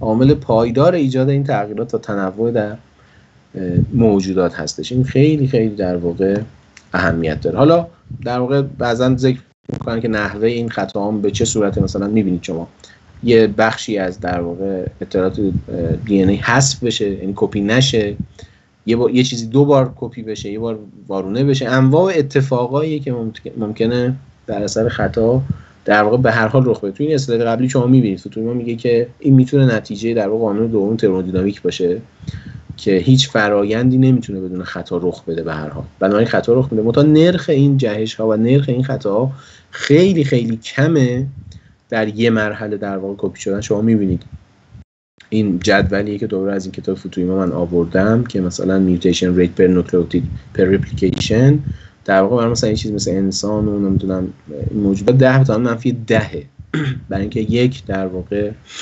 نوکلئوتید خطا درش رخ بده. منتها وقتی این ضرب میشه بر طول ژنوم که مثلا میبینید ژنوم سایز مثلا دور بر انسان چیزی در اردر 10 به توان 9 و ضرب میشه بر جمعیت، در واقع اونم نه فقط دیگه فردیشون نظریه تکامل در واقع تکامل فرد نیست، تکامل جمعیت هاست. اون وقت در واقع این جهش میتونه قابل توجه بشه، اگرچه این نرخ خیلی در واقع کمه و خیلی دقیق این فرآیند کپی شدن، اما همین نرخ بسیار بسیار بسیار کم این تو اردر 10 به توان منفی 10 این وقتی در واقع ضرب میشه در طول ژنوم و طول گستره جمعیت، اون وقت میشه یه چیز قابل توجهی. و حالا نکته مهم اینه که کل تکامل داره با همین در واقع همین خطا رخ میده. کل این تنوع و کل اصلا مکانیزم تکامل در واقع داره با یه رکن جهش که رکن مولد در واقع تغییراته و بعد نچرال سلکشن که یه غربالگری داره رخ انجام میده. در واقع کل عالم حیات داره اینجوری توضیح داده میشه. و نکته مهم در ادامه این ایده که جهش چیه و از کجا میاد اینه که طبیعتاً جهش ها در واقع اغلبشون در واقع فایده نخواهند داشت و این هم دوباره خیلی نکته مهمی، یعنی اغلب جهش ها یا بیخاصیتن، اوناییشون که تأثیر دارن اغلبشون مضرن و مهلک هستن. این هم خیلی نکته مهمیه. حالا شما دوباره ببینید، یعنی بعضا گفته میشه که از هر 1000 یا 10,000 جهش یه دونش در واقع میتونه مفید باشه. خب من یه مروری بکنم حالا بر مؤلفه‌های ایده تکامل جدید یا ایده تکامل قرن 20 یا نئوداروینیسم یا سنتز مدرن. اینکه صفات و ویژگی‌های موجودات ناشی از اطلاعات ژنتیکی آنها در دی ان ای است. این خیلی تمایز مهمیه، تمایز ژنوتیپ فنوتیپ، و این در واقع نتایجش این میتونه باشه که در واقع فنوتیپ تغییر بکنه ولی ژنوتیپ نه. اطلاعات ژنتیک حالا چجوری تغییر پس پیدا میکنه؟ در اثر خطا و حوادث اتفاق دچار تغییر میشه و این تغییرات جهشه و منبع اصلی تغییر در صفات طبیعت در رقابت موجودات برای بقا اون نوع که صفات مناسب‌تر و سازگارتری برای بقا و تولید مثل دارد را برمی‌گزیند و از طریق ژن مربوط به آن صفت به نسل بعدی منتقل می‌کند و بدین ترتیب موجودات بعدی دارای صفات سازگار خواهند بود. همه موجودات پدیدار نتیجه تغییر و تکامل سلولای اولیه یا نخستین به عنوان نیای مشترک در اثر انتقال طبیعی هستند. حالا این کل این حیات برمیگرده به سلول اولیه واحد که داره در واقع کپی میکنه اطلاعاتش و در این کپی شدن خطا رخ میده و این خطا زمینه‌ساز نچرال سلکشن میشه و همینطور در واقع در این چند میلیارد سال در واقع همچین تنوعی از حیات و سازگاری پدید میاد. و مکانیزم تکامل اساساً چجوری کار میکنه؟ ترکیب جهش که یه اتفاق در واقع کور و تصادفی هستش، به این معنا تصادفی نه به معنی تصادف ذاتی کوانتومی، به این معنی که در واقع همون که عرض کردم، یعنی قاعده‌ای نداره، هدفمند شعورمند نیست و انتخاب طبیعی که داره غربال میکنه. حالا یه حرفی هم گفته میشه که حالا در واقع یه رکن سومی به تکامل اضافه میشه در ادامه به نام ژنتیک دریفت که حالا یا رانش ژنتیکی، که خیلی وقتا در واقع اینجوری هم نیست که در واقع تناسب بقای دقیق شکل بگیره و اون صفاتی که بهتر هستن از جهت فیتنس انتخاب بشن. نه، بالاخره کلا نظریه تکامل در پاپولیشن ژنتیک جمعیت بحث آماریه. ممکنه تو جمعیت وقتی خصوصا کم بشه اتفاقای دیگه هم بیفته، یه صفاتی که فیتنسشون کمتره به یه جایی غالب بشن، یا یه صفتی در واقع نه به خاطر خاصیتش، به خاطر همراهیش با یه صفت دیگه‌ای که اون مهم داره باقی بمونه. به هر حال در واقع 3-4 مدل توضیح وجود داره در تکامل که بعضی وقتا ما یه ویژگی‌های صفاتی پیدا می‌کنیم که اینا مستقیما خودشون در واقع مفید نیستن یا فیتنس رو افزایش نمیدن، اما در واقع باقی موندن. خب من الان سر بحث در واقع دلالت‌های فلسفی الهیاتی تکامل داروینی هستم که خیلی بحث مهمیه و من در واقع برنامه‌م این بود که به خاطر در واقع حجم زیاد مطلبی که حالا برای جلسه بعد هم داریم عرض به خدمت شما که تو این جلسه به این بپردازم. حالا شما در واقع بفرمایید که اگر به نظرتون تا همینجا کافیه و دیگه حالا ادامه ندیم، در واقع تا همینجا داشته باشیم و وارد بخش گفتگو بشیم. اگر که فکر میکنید که در واقع میتونیم مثلا شاید تا یه رو به دیگه ادامه بدیم، من در واقع این بخش رو هم بهش بپردازم. آقای دکتر خیلی ممنون. اگر شاید مثل جلسه قبل عمل بکنیم بد نباشه. حالا میخوایم ببینیم اگر دوستان مثلا سوالی تا اینجا دارن، حالا اگه مثلا سوالی که دارن مربوط به قسمت بعدی میشه، قسمت فلسفیش میشه، صبر کنن تا اون ارائه بشه. تا همینجا اگر سوالی دارن بپرسن، اگر دیدیم که سوالی نیست و ترجیح میدن که صبر بکنن تا اون قسمت اصلی هم پرداخته بشه بهش، خب میتونیم ادامه بدیم. بسیار. دوستان اگه تا اینجا سوالی دارین، حالا یا ریز هند یا توی چت بنویسین.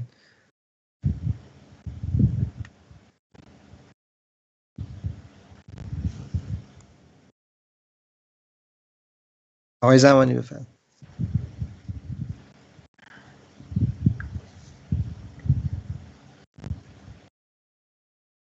میوت هستیم.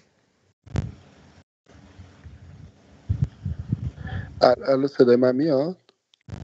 صدا هست بله. بله بفرمایید. من صداتون دارم. ببخشید این که گفتیم که در جهان بعد از نیوتن در واقع سه تا بخش رو تقسیم کردن و گفتن که این تبیین طبیعی و فیزیکی فقط واسه یه طبیعت هست. گفتن که نفس و زندگی اگه اشتباه نکنم اونو جداست. من سوالم اینه که از داروین به بعد و پس از داروین آیا راجب اونا هم راجب نفس و زندگی، حالا البته میدونم شاید سوال خود زوده، شاید توضیح بده در ادامه، ولی داروین راجب اونا هم چیزی میگه یا نظریه بعد داروینی با تجربه که خیلی به داروین متمرکز هستن آیا تو اون زمینه حرفی دارن واسه گفتن یا خیر؟ بله خیلی ممنونم از سوال خوبتون. ببینید دقیقا همین اتفاق داره میفته دیگه. من یه اشاره‌ای کردم که داروین داره زمینه گذار در واقع توسعه این ایده مکانیکی تقلیل گرایانه یا اصطلاحاً طبیعت گرایانه، به این معنی من دارم به کار میبرم، به عالم حیات با نظریه تکامل و بعدش در واقع انسان میشه. در واقع داروین داره زمینه گذار اون بحث انسان میشه که حالا من در ادامه بهش میرسم. یعنی جلسه بعد محورش در واقع مسئله انسان خواهد بود. منتها این جلسه داره حیات رو در واقع دست کم در بر میگیره. یعنی ما داریم الگوهای ریداکشنیستی تقلیل گرایانه و مکانیکی رو و کور رو توسعه میدیم به عالم حیات، چیزی که تا قبل از این خیلی ها گفته بودن که نمیشه و عالم حیات در واقع یک ویژگی کاملا متمایز داره. ولی بله داره این اتفاق میفته. یعنی با داروین داره در واقع انگار این مرزه برداشته میشه، اولا عالم حیات و بعدش حالا انسان که حالا عرض میکنم یعنی در جلسه بعدی ترکیبی است از نگاه نئوداروینیستی و علوم شناختی جدید که حالا یه مقدار باید برسیم بهش که در واقع بپردازیم بهش.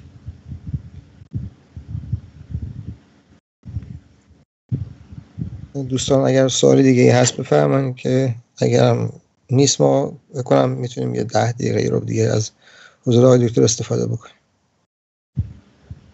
بسیار خوب.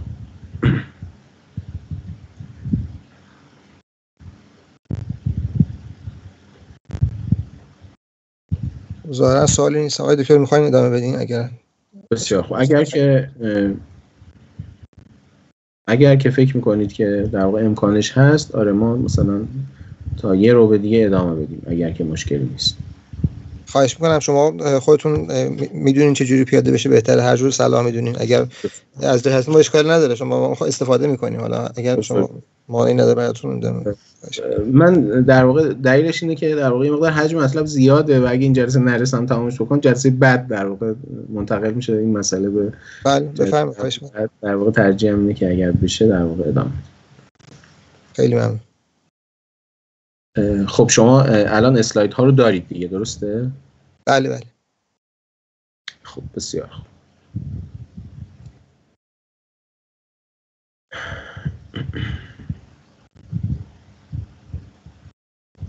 خب من در واقع از اینجا میخوام وارد در واقع دلالت‌های فلسفی الهیاتی تکامل داروینی بشم. شما میدونید که خیلی در واقع بحث پیرامون نظریه تکامل از آغاز شکل‌گیریش از خیلی‌ها تلاش میکنن نظریه تکامل رو در واقع همچنان در چارچوب خداوندانه بفهمن. خیلی هم دارن تلاش میکنن که بگن دیگه ماجرا عوض شده. به لحاظ تاریخی واقعا نظریه تکاملی نقطه عطفه به لحاظ تاریخی. یعنی در واقع از اینجا چارچوب غالب الهیات طبیعی و خدا باورانه که علم در اون بستر در جریانه، این داره واقعا تغییر میکنه.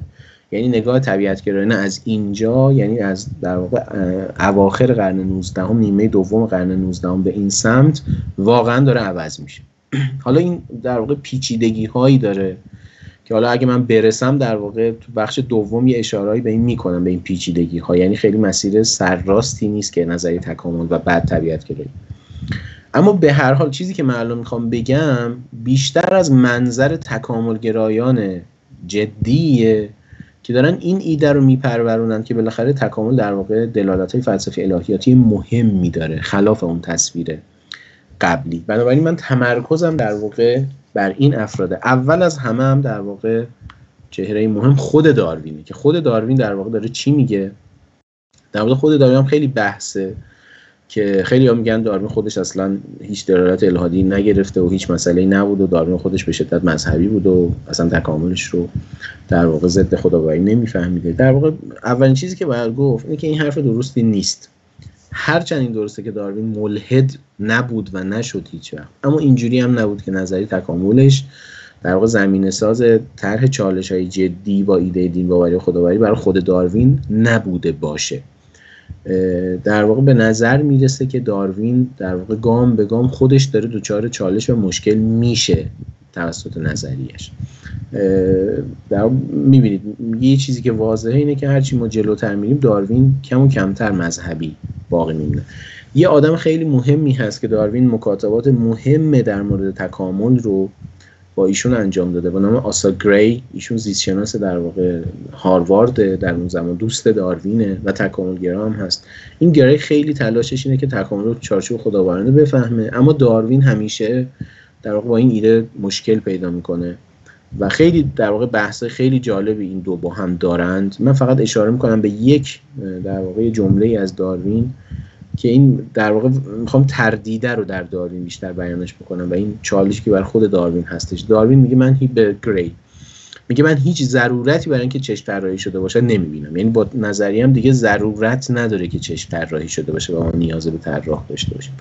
از طرف دیگه من نمیتونم باور کنم که این جهان شگفت انگیز و انسان و اینها در اثر نیروهای بی جهت یا کور ایجاد شده باشه.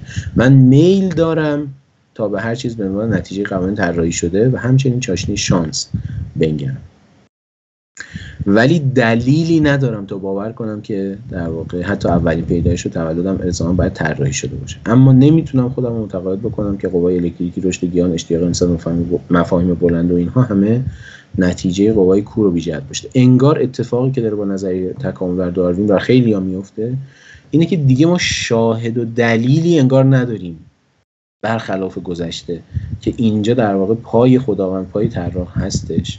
انگار در واقع ما داریم بی نیاز میشیم. این خیلی در واقع اصطلاح مهمه، این بی نیاز شدنه. انگار ما داریم یه تبیین کامل طبیعتگرایانه ارائه میدیم، حالا اینکه خدایی هست یا آفرینانش این دیگه حداقل مشکوکه. دقت کنید داروین خود بر اثر باور به اتفاق و عدم شومانی فن تکامل باور به اینکه طبیعت و موجودات توسط خدا طراحی شده باشند رو کنار گذاشت. این مشکوک است که به خدا رو برای همیشه کنار گذاشت. اما آنچه میتوان گفت آن است که او خداوند را حد اکثر در مکانی بسیار دور از عالم و در حد تنظیم کننده اون قوانین ابتدایی قرار داد. داروین سبب شد تا برهان، این آدمایی که دارن میخونن بالاخره آدمای مطرحی ان تو این فضا. این از مایکل روسه، یکی از شاید مهمترین فیلسوف زیست شناسی مثلا دوره اخیر. نه اینکه بگم خیلی آدم برجسته‌ای، ولی خیلی پرکاره توی فضای فلسفه زیست شناسی و تکامل و فلسفه الهیات. داروین سبب شد تا برهان نظم تبدیل به راه حل طبیعی او شود، یعنی تکامل از طریق انتخاب طبیعی. داروین ارتباط درونی با خدا رو تایید می‌کرد، اما تأثیر بیرونی خدا بر عالم رو از بین برد و اون رو از علم خارج کرد. او ادعا نکرد که همه باورهای مذهبی را از بین برده، اما گمان میکرد که فرضیه او مسئله قدیمی برهان نظم را از کار انداخته. در حالی که بیشتر ارسطو تعادلی میان علل مادی سوری فاعلی و غایی برقرار کرد که این کار با اعتقاد به توحید سازگار بود، مکانیک نیوتنی تئیزم را به دئیزم محدود کرد. اما پس از داروین جهان بیشتر از آن که شبیه به بهشت یا مکانی طراحی شده باشد شبیه به جنگل است و این هر گونه تئیسم را از بین میبرد. به نظر میاد داروین فرضیه او ضد الهیات است نه غیر الهیات. داروین در حقیقت کل الهیات و در بیان بهتر علت غایی را از میان برداشت. او طراحی را به هر شکل آن در عالم حیات از بین برد و این اقدام نه تنها با مسیحیت که با هر گونه طبیعت الهی در تضاد است. داروین این از دنتی که از همون در واقع 4 اسب سوار معروفه که اخیراً همیشون فوت کرد. داروین تمایزی میان نظم و طراحی گذاشت. در حالی که پیش از وی چنین تصور میشد که نظم نیاز به طراح و هدف دارد، او این استنباط را نابود کرد. در حقیقت بر پایه قوانین بی هدف، بی شعور و بی معنای فیزیک نهایتاً نظمی ایجاد می شود که تصور می شود دارای طراحی بود. ایشون میگه که نیچه پیام جهانی داروین رو دریافت کرد که گفت خدا مرده است. خب حالا من یه نکته اینجا میخوام در ادامه بگم که ببینید این بحث‌های ضد الهیاتی داروین میخوام بگم فقط مختص این جریان الحاد علمی نیست. همونطور که من تو جلسه اولم اشاره کردم، در واقع درسته که این جریان الحاد علمی خیلی تند و تیزه و خیلی ستیز جویانه علیه دین بر اساس علم و حالا در واقع تحلیل‌های اجتماعیش از دین صحبت میکنه، اما این مسئله در واقع طبیعت‌گرایی چیز فراگیرتریه.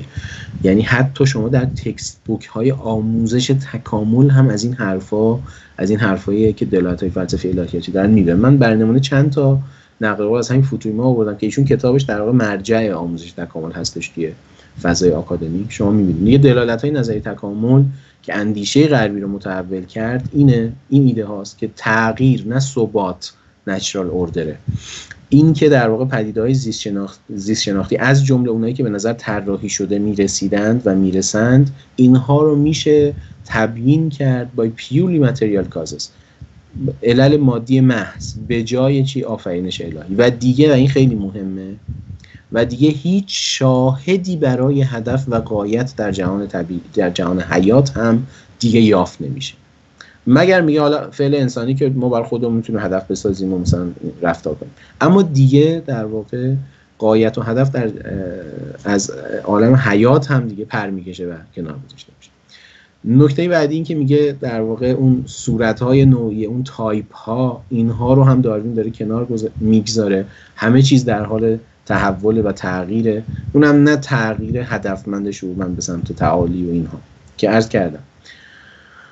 و نکته خیلی مهم بعدی در واقع انسانه. در واقع میگه داروین در واقع مسیر رو شروع میکنه که انسان‌ها هم دیگه بخشی از همین جهان طبیعی یعنی هم جهان مادی، همین که با همین الگوهای مکانیکی داره توضیح داده میشه، در واقع هستن و هیچ خلقت خاصی، هیچ افاضه خاصی برای انسان‌ها هم وجود نداره و اینا هیچ تمایز نوعی هم ندارن. دوباره این از فوتویما هستش.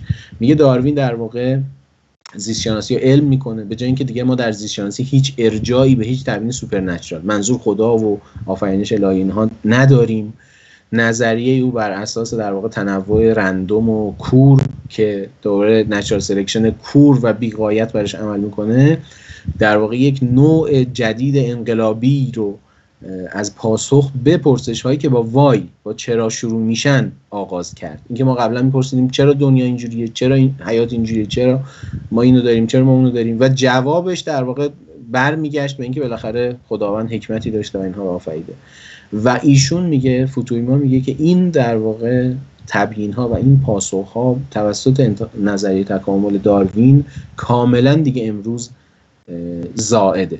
و بعد ایشون میگه که در واقع نظریه تکامل آرگومنت دیزاین رو کلا منسوخ کرده و بلکه بدتر. یه حرف مهمی که این تکاملگرا از خود داروین هم این شروع میشه میزنن در واقع علیه اون الهیات طبیعی و خداباوری و طراحی، اینه که نه تنها دیگه ما نمیتونیم استدلال کنیم بر پایه نظریه تکامل که دیگه ما رو بی‌نیاز میکنه به خداوند و طراح، بلکه ما الان کلی میتونیم نمونه‌هایی از در واقع طراحی بد نشونتون بدیم، از نقص ها و مشکلات در واقع اینپرفکشن ها و آنومالی ها در حیات نشون. خود داروین یه لیستی از اینا در مورد انسان و اینها معرفی میکنه، مثلا آپاندیس و دندون عقل و اینها. و بعد داروین هم این کلا مسیر خیلی ادامه پیدا میکنه که بگن که در واقع گفته بشه که نه تنها دیگه استدلال به سمت خداباوری و الهی طبیعی نیست، بلکه الان خیلی هم مشکلاتی پیش روی ما هست، جدای از این که در واقع انتخاب طبیعی نظری تکامل رو بی‌نیاز کرده حتی در مورد اون پدیده های پیچیده زیبا در حیات به خداوند. جدای از این ما الان کلی هم میتونیم نمونه هایی از در واقع چیزایی که بهش بد دیزاین گفته میشه یا مثلا نقص ها و اینها گفته میشه در واقع ذکر میکنیم. خب آیالا، این آیالا خیلی جالبه، تکاملگرای خیلی جدیه و در این حال خداباوره و خیلی ایده‌های جالبی داره در واقع. حالا من یه اشاره بکنم، یکی از ایده‌هاش اینه که داروین در واقع میتونه مسئله شر رو برای ما حل بکنه، چون دیگه خدا مسئول شر نیست و خدا این در واقع این اتفاقی که در عالم حیات میفته رو خدا مستقیما تعیین نکرده، خدا یه چیزی گذاشته و ازش همه چی در اومده و ما دیگه میتونیم خدا رو در واقع مسئول ندونیم. به هر حال میبینید جان هات میگه امروز در واقع داروینیسم و نظریه تکامل خیلی پتانسیل بیشتری برای طرح الحاد داره و این نیچه دنت یه حرف خیلی مهمی در مورد تکامل داره، خیلی معروفه، میگه من به تکامل بهش میگم اسید جهانی یا یونیورسال اسید. چرا؟ چون تکامل همه ایده های قبل از خودش رو در خودش هضم میکنه. این خیلی نکته مهمیه که حالا تو جلسه بعدی این روشن‌تر خواهد شد انشاءالله. اینم نقل قولای دیگه‌ای ازش میگذرم، دو تاشو اکتفا میکنم که سریعا تمام میکنم. این از در واقع جری کوین هستش از کتاب Why Evolution is True. میگه که نظریه انتخاب طبیعی یه کار بزرگترین کار رو در زیست‌شناسی به پیش میبره. کار اون اینه که در واقع هر آداپتیشنی رو، هر صفت سازگاری که شما میبینید رو در واقع توضیح بده که چجوری این گام به گام در واقع شکل گرفته. پیام تکامل و البته کل علم دیگه چیه؟ نچرالیستیک ماتریالیسم، یک مادی‌گرایی طبیعت‌گرایانه است. داروینیسم به ما میگه که همه گونه‌ها از جمله انسان نتیجه در واقع عملکرد قوای کور بی هدف در گذر طولانی مدت زمان هستند. و یه حرف مهمی که این تکاملگراها میزنن اینه This is nature ready to enclose. این که در واقع جهان دیگه نه اونجوری که ما فکر می‌کردیم غایت و هدف و اینها داره و نه خیره. جهان به طور سیستماتیک انگار شره، یا نگم شره، بی تفاوته در واقع نسبت به خیر و شر. این ردین تو سنکلو در واقع اشاره به در واقع همچین چیز. این از استفن جی گولد، دوباره یک نئودارمیست خیلی برجسته است، استاد هاروارد بوده، دینی شناس بوده. میگه که داروین بیان میکنه که تکامل غایتی نداره، نزاع بین افراد برای اینکه در واقع کپی کنن ژن هاشون رو در نسل‌های بعدی، اینه تکامل و این اندتیز آل، همش هم همینه. دوم داروین اشاره میکنه که تکامل دایرکشنی هم نداره، جهتی هم نداره، سوگیری هم نداره، جدای از اینکه غایتی و اینهایی نداره، شعوری نداره، جهتی هم نداره. یعنی این تکامل هم نیست به یه معنی. در واقع ترجمه میکنم فرگشت و اینها شاید ترجمه‌ای بهتری باشه برای تکامل، ولی چون جا افتاده میگم تکامل. این لزوما به موجودات والاتر ختم نمیشه. این در واقع موجودات خودشون آداپته میکنن به محیطشون و همش همین. سوم میگه داروین apply the consistent philosophy of materialism to his interpretation of nature.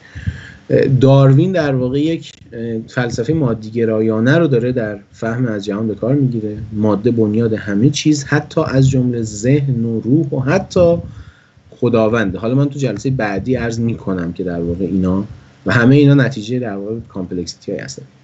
اینم از داکینز و اینا خیلی حرفای مهمی هستن به نظر من در مورد اون که چجوری حالا این تکاملگراها یا طبیعت‌گرا دارن استدلال میکنن از علم به سود طبیعت‌گرایی. میگه جهانی که ما داریم مشاهده میکنیم دقیقاً همون ویژگی هایی رو داره که ما انتظار میداشتیم اگر در بنیاد این جهان طراحی، غایتی و خیر و شری نبود مگر در واقع بی‌تفاوتی کور و در واقع بیرحم. این خیلی نکته مهمیه. انگار جهانی که علم داره به ما نشون میده کاملا منطبق با یک چیه؟ نگاه طبیعت‌گرایانه است و خلاف یک نگاه خداباورانه است. اینم در واقع یه نقل قولی من از این کتاب بلایند واچمیکر داکینز آوردم که خیلی اهمیت داره. حالا اینو میذارم برای در واقع جلسه بعدی. حرفی که میزنه در واقع داکینز اینه که داروین سبب شد که الحاد در واقع به لحاظ منطقی معقول باشه در دوره جدید. حالا این من در واقع کلان مسئله‌های تکامل خداوری و طبیعت‌گرایی به عنوان مسئله‌های خیلی مهمی که در واقع در مورد تکامل و الهیات قابل طرحه عرض بکنم و در واقع تمومش بکنم. ببینید خیلی مسئله پیرامون تکامل هستش در مورد چالش‌های تکامل برای خداباوری و الهیات و اینها، مثلا اینکه انسان از نسل شامپانزه است، من نیای مشترک درسته، این با مسئله دینی سازگاره، نه، اینا همه مسئله‌های مهمی هستن. اما مسئله های کلیدی و محوری در مورد تکامل و الهیات به نظر من اینها هستند. یک، مسئله این که طراحی، هدفمندی و جهت‌داری. آیا تکامل طراحی شده است؟ آیا شواهدی از طراحی دیگه در تکامل هست؟ آیا تکامل غایتمنده؟ آیا تکامل همگراست؟ اصطلاحاً کانورجنته؟ یا آیا تنها مکانیزم جهت‌دهی به تکامل انتخاب طبیعی است، یعنی انتخاب طبیعی کور و خشن؟ و دسته سوالای دوم مربوط به تقلیدگرایی. آیا حیات در واقع جنبه‌های متمایز و الگوهای متمایزی از فیزیک شیمی داره یا نه، قابل ریلیز شدنه؟ و در ادامهش آیا ذهن و فرهنگ هم قابل تبیین با همون الگوهای فیزیکی مغز و در واقع عصب شناختی و تکاملیه یا نه؟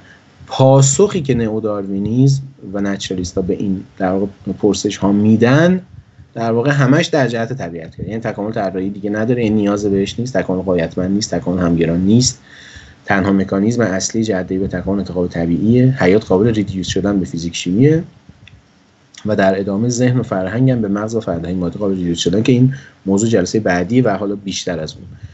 حالا اگر شما یه همچین پاسخ‌هایی رو بپذیرید در واقع اون وقت میشه فهمید که مسئله در واقع چیه. یعنی مسئله اینه که ما داریم با یه جهانی مواجه میشیم که دیگه هیچ خبری از هیچ نشانه‌ای در واقع از اون ایده خداوندی انگار درش نیست و طبیعت‌گرایی در واقع انگار غلبه پیدا کرده و همه جا رو فرا گرفته و همه چیز به سود در واقع طبیعت‌گرایی. اینه به نظر من اون چیزی که در واقع باعث میشه که حداقل اون جنبه معرفت شناختی مسئله‌ای که باعث میشه نگاه طبیعت‌گرایانه در فضای علمی و فلسفی جدید غلبه پیدا بکنه، چنانکه که خیلی از در واقع متفکرین برجسته غربی هم در واقع اشاره کردند که در واقع ما در دوره افسون زدایی در واقع ماکس وبر یه همچین حرفی داره قرار گرفتیم. خیلی هم این حرف زدن، نیچه، خدا مرده و اینها. به نظر میرسه که این بعد داروین یه همچین اتفاقی افتاده دیگه، هیچ نشانه‌ای از هیچ امر الوهی در جهان و هیچ امر غیر مادی در جهان نیست و همه چیز علم در واقع با اون علمی که تازه نگاه کاملا مکانیکی داره، کور داره، نچرالیستی، این همه چیز رو داره به خوبی و کامل داره برای ما توضیح میده و در چنین دنیایی دیگه اون وقت مسئله عقلانیت، خداوری و دین باوری خیلی جدی قابل تره. بله، من در واقع جلسه بعد میخوام حالا این تصویر طبیعت‌گرایانه در مورد انسان، فرهنگ و حتی دین طرح بکنم که اونجا این تصویر کامل میشه و در واقع به نظر میسه اون مسئله کلیدی و ادعای طرف مقابل به اوج خودش خواهد رسید و از جلسه بعدش در واقع وارد ارزیابی این مسئله بشم. ببخشید من خیلی از وقتم تخطی کردم.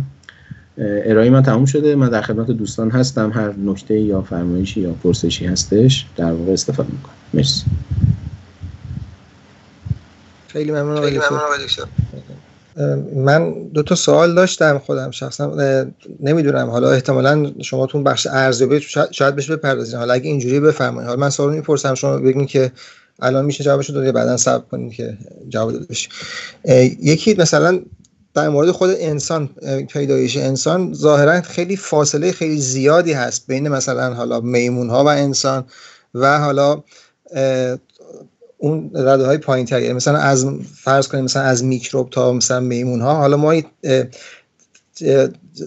پله‌های خیلی تدریجی می‌بینیم که مثلا اختلافشون حالا مثلا بعدیش یا قبلیش کمتره، ولی از میمون به انسان به نظر فاصله خیلی زیادی با اختلاف دیده میشه. اینو نمیدونم حالا میشه اصلا با تکامل توضیحش داد یا نه این فاصله زیاد رو.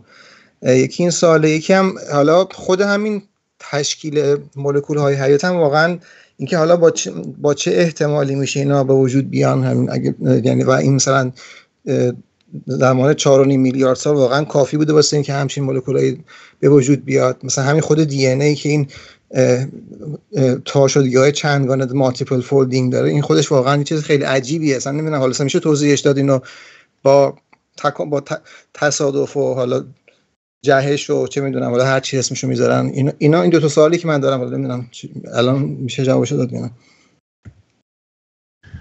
خیلی ممنونم از در واقع نکات خیلی خوبی که گفتید. من به برخی از این نکاتی که شما گفتید تو اون بخش بعدی در واقع ارزیابی میرسم انشالله حتما. منتها نکته مهمی که من میخوام خدمتتون بگم اینه که ببینید ایده در واقع نئوداروینیستی در قرن 20 ایده غالب هستش، مینستریم هستش و در واقع حتی اگر شما مثلا پرسش هایی رو هم طرح بکنید، ایده اینه که حالا یا شواهدی به سودش وجود داره، مثلا در مورد تمایز بین انسان و شامپانزه و اینها خیلی حرفایی زده میشه که در واقع شباهت ژنتیکی خیلی قابل توجهی اینجا وجود داره از مرتبه مثلا 98% در واقع. نمیخوام رد بکنم تفاوت قابل توجهی که به وضوح وجود داره در سطح فنوتیپ و رفتاری و ذهنی اینها، منتها در واقع نگاه غالب مینستریم اینه که این تفاوت حتی اگه الان هم پر نشده و کامل نشده، چیز خیلی اینجوری نیست که ما بخوایم چارچوب رو، پارادایم رو عوضش بکنیم. نه، این میتونه حل بشه. در مورد اون پیدایش حیات هم من بهش اشاره میکنم توی اون در واقع بخش دوم. به نظر من مسئله مهمیه، منتها باز میخوام خدمت شما بگم که در واقع مینستریم فضای علمی دست کم تو قرن 20 اینه که در واقع نه، اونجا هم خیلی مشکل حادی وجود نداره. مثلا یه توضیح به خدمت شما بخوام بدم، مثلا داکینز یه اشاره توی این پلاگین واچ میکرش به این مسئله میکنه که حتی اگر این احتمال کم باشه، ما توی جهان حدود 10⁻20 تا مثلا سیاره داریم، میتونه این احتمال رو پوشش بده. دقت میکنید؟ و اینجا مثلا 10⁻-20 هم باشه احتمال پیدایش مثلا اون سلول اولیه، اون حیات آغازین یا هرچی، بالاخره وقتی اینا رو ضرب بکنیم میتونه قابل پذیرش باشه. به هر حال منتها نکته خیلی مهمی که میخوام بگم اینه که در عمده قرن 20 فضای غالب اینه که نئوداروینیسم دیگه فکته و کسایی که در واقع حالا تلاش میکنن باش مخالفت بکنن و نقدش بکنن، در واقع اینها بیشتر در واقع آدمای متعصب مذهبی هستن که هنوز نمیتونن با این واقعیت کنار بیان که دیگه دوره در واقع این باورها به سر اومده. مشکل اینه. ولی اگر کسی کاملا بخواد علم رو جدی بگیره، دیگه جایی برای این حرف نیست. من حتما در بخش دوم در واقع برمیگردم و بیان میکنم که اینجوری نیست، منتها فعلا روایت غالبی و استانداردی که وجود داره رو میخوام در این 2-3 جلسه خدمتتون عرض بکنم. ببخشید که من در واقع پاسخ تفصیلی ندادم و ارجاع دادم به انشالله بخش دوم ارائه.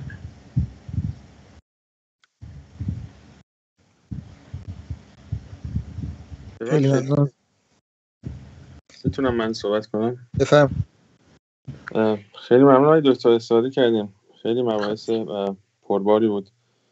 فقط من خواستم عرض کنم که این نفی الهیات، حالا به تعبیری که این دستاوردهای علم جدید یا به خصوص داروینیسم و اینا بهش رسیدن، شاید در مقام نقد بخوایم قرار بگیریم، باید بگیم که اون الهیاتی که نفی می‌کردن یا وجود شناسی، حالا حوزه مابعد طبیعه، یه جورایی اون چیزی که نفی می‌کردن مبتنی بر یه الهیات خاصی بوده که خب خود اون قابل نقد بوده، یعنی اصلا مبتنی بوده بر یه نحو رابطه مکانیکی بین خالق و مخلوق، مثلا فرض کنید علت و معلول، در حالی که اگه ما مثلا وجود شناسیمون بر اساس وحدت وجود یا اصالت وجود، حالا به هر حال تعابیر از این دست که خب سابقه هم داره، حتی از زمان یونان هم مثلا بوده وحدت وجود، یا اون نوع افلاطونیا بودن، فلوتین بود، کی بود، تا بیایم جلو اینا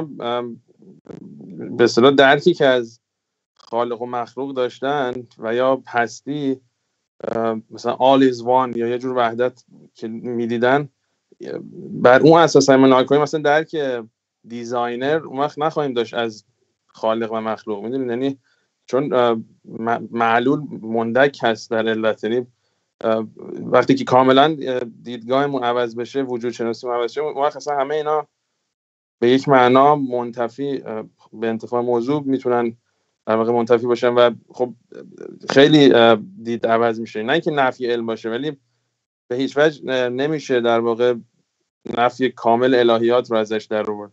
میخوام بگم توی مباحث وجود شناسی اگر ما تابع مکاتب این چنین، حالا مثلا در فلسفه اسلامی متأخرین خب شاید به این معنا خیلی قوی تر هست، مثلا مباحث اصالت وجود و اینا، با اون دید اگه نگاه کنیم، خیلی از این ایرادایی که ایجاد میشه یا خیلی از این استنتاجاتی که میشه و نفی دین هست به معنی یا نفی الهیات است، شاید در واقع منتفی هست. من فکر می‌کنم این خیلی نکته مهمی هست. یعنی اگر شاید نمیدونم حالا غربی‌ها چرا مثلا شاید توجه نشن یا مینستریم، ولی شاید با اون دیدگاه‌های الهیاتی وجود شناسی که مبتنی بر مثلا وحدت وجود هستن نگاه کنیم، خیلی مسائل راحت‌تر میشه. دست کم موضوع دین خیلی تقویت میشه. این یه جور کامنت بود من دادم، حالا نظرتون البته بفرمایید، ممنون میشه.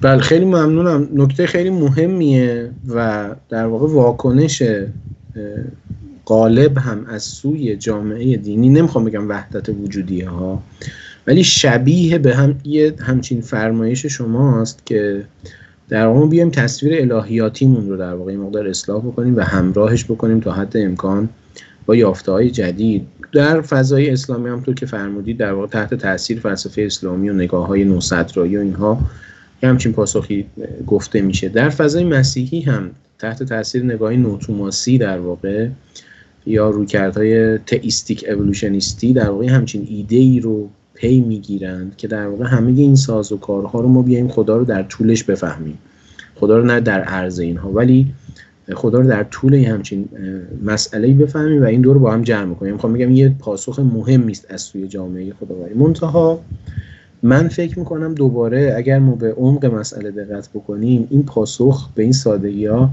اصل مسئله رو حل نمیکنه. میتونه این پاسخ یه سری از مسائل مهم رو در واقع تا حدی حل بکنه، ولی اصل مسئله رو حل نمیکنه. چرا؟ چون حتی در چنین نگاه‌هایی مثلا چه فلسفه صدرایی چه نگاه‌های نوتوماسی، بالاخره مسئله غایتمندی در واقع جهان و مسئله این که در واقع نگاه‌های مقابل تقلیل گرایی، این که حیات و خصوصا بعد انسان در واقع تمایزهای هستی شناختی مهمی داره با سطح فیزیک شیمی. دقت می‌کنین اینها حداقل خیلی در واقع مؤلفه‌های خیلی مهمی هستن حتی برای حفظ چنین الهیات‌هایی، حتی الهیات‌هایی که یه مقدار دارن از شاید ظاهر دینی فاصله می‌گیرن و یک طرح در واقع متفاوتی در میان بزن، ولی حتی میخوام بگم این الهیات ها هم در واقع این دوتا مؤلفه خیلی براشون حیاتیه، یکی در واقع نبود ریداکشنیسم و یکی غایتمندی، و به نظر میرسه که ادعای نئوداروینیستا این دو رو هم در واقع در بر میگیره. یعنی این دارن ادعا میکنن برخلاف رویکردهای قبلی حیات تمایز اساسی نداره هستی شناختی و انسان هم حال در ادامه عرض میکنم انسان هم تمایز اساسی نداره با سطح طبیعی، و دو این فرآیندها غایتمندانه هم نیستن. یعنی الگوی نئوداروینیستی اینه که غایتمندانه نیستن، خیریتی هم ندارن. اینجا به نظر میسه که این همون چیزیه که من در واقع خیلی تلاش میکنم عرض بکنم که اینجا سطح چالش عمیق تری رو شاهد هستیم و اگه این سطح چالش رو نشه حل کرد، اون وقت حرف طبیعتگرا اینه که چرا ما بیایم چیزی اضافه کنیم به این تصویر وقتی این تصویر کامله و همه چیز رو توضیح میده و خیلی هم جور در نمیاد در واقع با خدا باوری. یه قاعده هم اینا استفاده میکنن به نام تیغ اوکام، اگه شنیده باشید، که خیلی مهمه و حرفش اینه که خب وقتی میشه طبیعتگرایانه توضیح داد همه چی هم داره جور در میاد، چرا ما حالا بیایم دست و پا بزنیم و مثلا یه خدایی اضافه بکنیم و اونم در واقع با این همه تلاش بذاریمش کنار. خب این ببینید هستی شناسی که من عرض کردم یه بخش قضیه است، ولی بعد وقت انسان شناسی و مفهوم آگاهی یا خودآگاهی یا همون چیزی که مثلا جاودانگی روح میگفتن قدما بهش، تجرد روح، اونم اگه ضمیمه کنیم، یعنی هم انسان شناسی هم خودشناسی یا هستی شناسی با هم ضمیمه کنیم، اینا نمیتونن که مفهوم آگاهی رو به کما هو حقه نمیتونن اینا توجیه کنن. درسته؟ اگه مثلا یعنی خود علم، خود آگاهی، خب چی هست؟ آیا این مفهوم مثلا فیزیکی هست، مفهوم شیمیایی هست؟ اینو یعنی هرچی هم اینا بیان مثلا مکانیزم‌های جدید رو تبیین کنن، باز یه سلسله از به اصطلاح فلش‌های، سلسله از گزاره‌ها رو هی پشت سر هم می‌ذارن، یه سلسله از وقایع و ایونت‌ها رو پشت سر هم تعریف می‌کنن، بیشتر توضیح میدن، ولی باز خود حقیقت آگاهی و اینکه مثلا جهان پر از آگاهی است، خود انسان اصلا اساسش آگاهی است، اینو میتونن واقعا توضیح بدن. خیلی ممنونم. دوباره نکته خیلی مهمیه، یعنی این نکته که میفرمایید هم جلسه بعدی در واقع یه اشاره میکنم که حالا این طبیعتگرا در مورد این چیزا چی میگن احتمالاً، و هم نکته‌ای که من تو اون بخش دوم ارزیابی بهش برمیگردم. این مسئله خیلی مهمیه. منتها ببینید این آگاهی که شما میفرمایید مثلا 100 سال نزاعه، متوجه این؟ منتها طبیعتگرایان در قرن 20 دارن میگن اینا رو ما میتونیم توضیح بدیم، منتها قدم به قدم، یعنی رویکردهای غالب موجود که این میشه بحث جلسه بعدی ما در علوم شناختی و فلسفه ذهنی، رویکردهای فیزیکالیستی است، یعنی رویکردهایی که حالا داروین شروعش کرده که انسان تمایز نوعی نداره، دقت میکنید با سایر موجودات، برخلاف اون تصویر قبلیه، حتی تصویر قبلیه نه اون الهیاتایی که شما میفرمایید خیلی متن گران، حتی الهیات‌های فلسفی قائل به جایگاه ویژه و ممتاز انسان هستن و تمایزهای خیلی بنیادی بین انسان و سایر موجودات، اینها که کلا داره از بین میره. فقط این الهیاتایی که من گفتم بیشتر الهیاتای فلسفی هست، ولی بیشتر می‌خواستم به عرفان حتی بکشونم کارو، چون این مسئله عرفان هستش که آگاهی رو پیوند میزنه با هستی و بعد هم مفهوم، حالا تو اسلام میگن اسما، مثلا یعنی شما وقتی وجود مطلق خداوند مثلا میپذیرید، بعد وقت آگاهی و صفات و اسما دیگه هم ازش به اصطلاح مشتق میشه و اون وقت هست که این انسان شناسی و هستی شناسی با هم با هم که ضمیمه میشن، اون وقت مفهوم خاص خودش رو پیدا میکنه. میگم فلسفه آخه وجود شناسی بله، مثلا فلسفه حوزه ما بعد و طبع گرایش مختلف داشته، اونایی که صرفا فلسفی نگاه میکردن یه بحثه، ولی وقتی وارد بحث عرفانی میشه، مثلا وحدت وجود میشه که بعد هم با آگاهی و انسان شناسی گره میخوره، اون وقت اون سیستم فکری که اتفاقا شاید مثلا شما حتی تو دوران جدید هم بعضی از فلاسفه مثل هایدگر، گرچه ممکن هایدگر اینو خودش لزوما نگفته تاثیر نکنه، ولی خب بعضی از حرفاش به یه معنا شبیه میشه به این چیزا، مثلا همون شناخت دازاین یا تحلیل اگزیستانسیالیستی که داشته. میخوام میگم وقتی که عرفانی تر ناکنیم مسئله، شاید اون وقت توضیحی که اینا میتونن بدن، الهیات فلسفی و عرفانی که بالاتر هست از صرف فلسفه، اون وقت شاید بهتر بتونه توضیح بده هم مفهوم آگاهی و هم مفهوم مثلا جاری شدن صفات الهی در جهان رو. خیلی ممنونم. حالا ببینید تفصیل این فرمایش شما به نظرم یه مقدار بعد از جلسه بعدی روشن‌تر میشه که من در واقع طرح طبیعتگرایانه در حوزه انسان شناسی یه مقدار یعنی واردش بشیم، یه مقدار اجزاش رو ببینیم. منتها همینجوریش بخوام بگم به نظرم میرسه در واقع حتی عرفانی که شما میفرمایید، یعنی عرفان خصوصا عرفان‌های دینی ادیان ابراهیمی، حتی اون نگاه عرفانیش خیلی متفاوته با تصویری که الان مثلا داره از این رویکرده نئوداروینیستی و در ادامهش فیزیکالیستی به انسان شکل میگیره. یعنی میخوام بگم تصویر کاملا مقابل این فرمایشات شماست و به این سادگی حتی این نگاه ها رو به نظرم نمیشه جمع که به این سادگی ها دست کم نمیشه جمع که مثلا میگم تفصیلش رو یه مقدار باید وارد این بشیم که تصویر از انسان باید در مقام داوری هم یه جا قرار بگیریم. شاید حالا میدونم پیچیده است اینا، ولی مثلا اینکه کدوم مکتب میتونه بهتر فرض کنید مفهوم آگاهی رو توضیح بده هر چیزی، حالا ان شاء الله بعداً. آره دیگه، یعنی ببینید من یعنی عرض کردم توی این 3 جلسه اول در واقع میخوام مسئله طبیعتگرا به طور جدی طرحش بکنم و ببینیم مثلا این طبیعتگرا دارن چی میگن. اول ادعای اینا روشن بشه که ما اگرم خواستیم بعداً از الهیاتی صحبت بکنیم بدونیم که چی و با چی میشه جمع کرد، چی و با چی نمیشه جمع کرد، و بعد تازه من در واقع در پارت دوم میخوام حالا یه ارزیابی انتقادی بکنم این ادعا رو، ببینیم حالا چه ظرفیت‌هایی برای نقد طبیعتگرایی هست.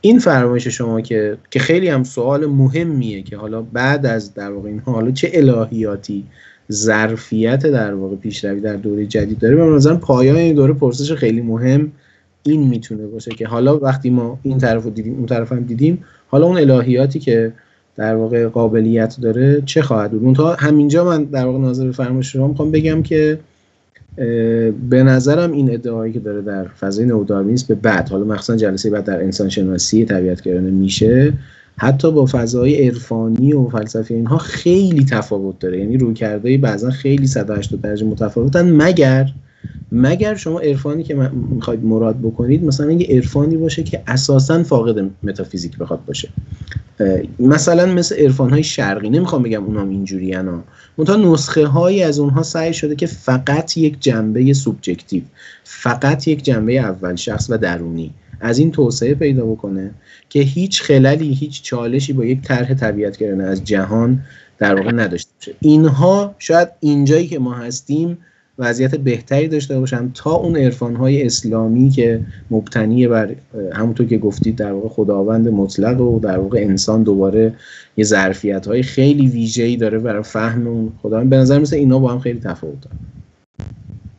بله می‌خوایم جمع کنیم درسته، ولی خب البته من بیشتر می‌خواستم بگم که نقد و ردم یعنی در مقام نفی هم میتونیم حالا بر بیاریم لزوما. بله این قسمت دوم ارائه ان شاءالله کار ویژه دوره این خواهد بود ان شاءالله. خیلی ممنون، لطفاً.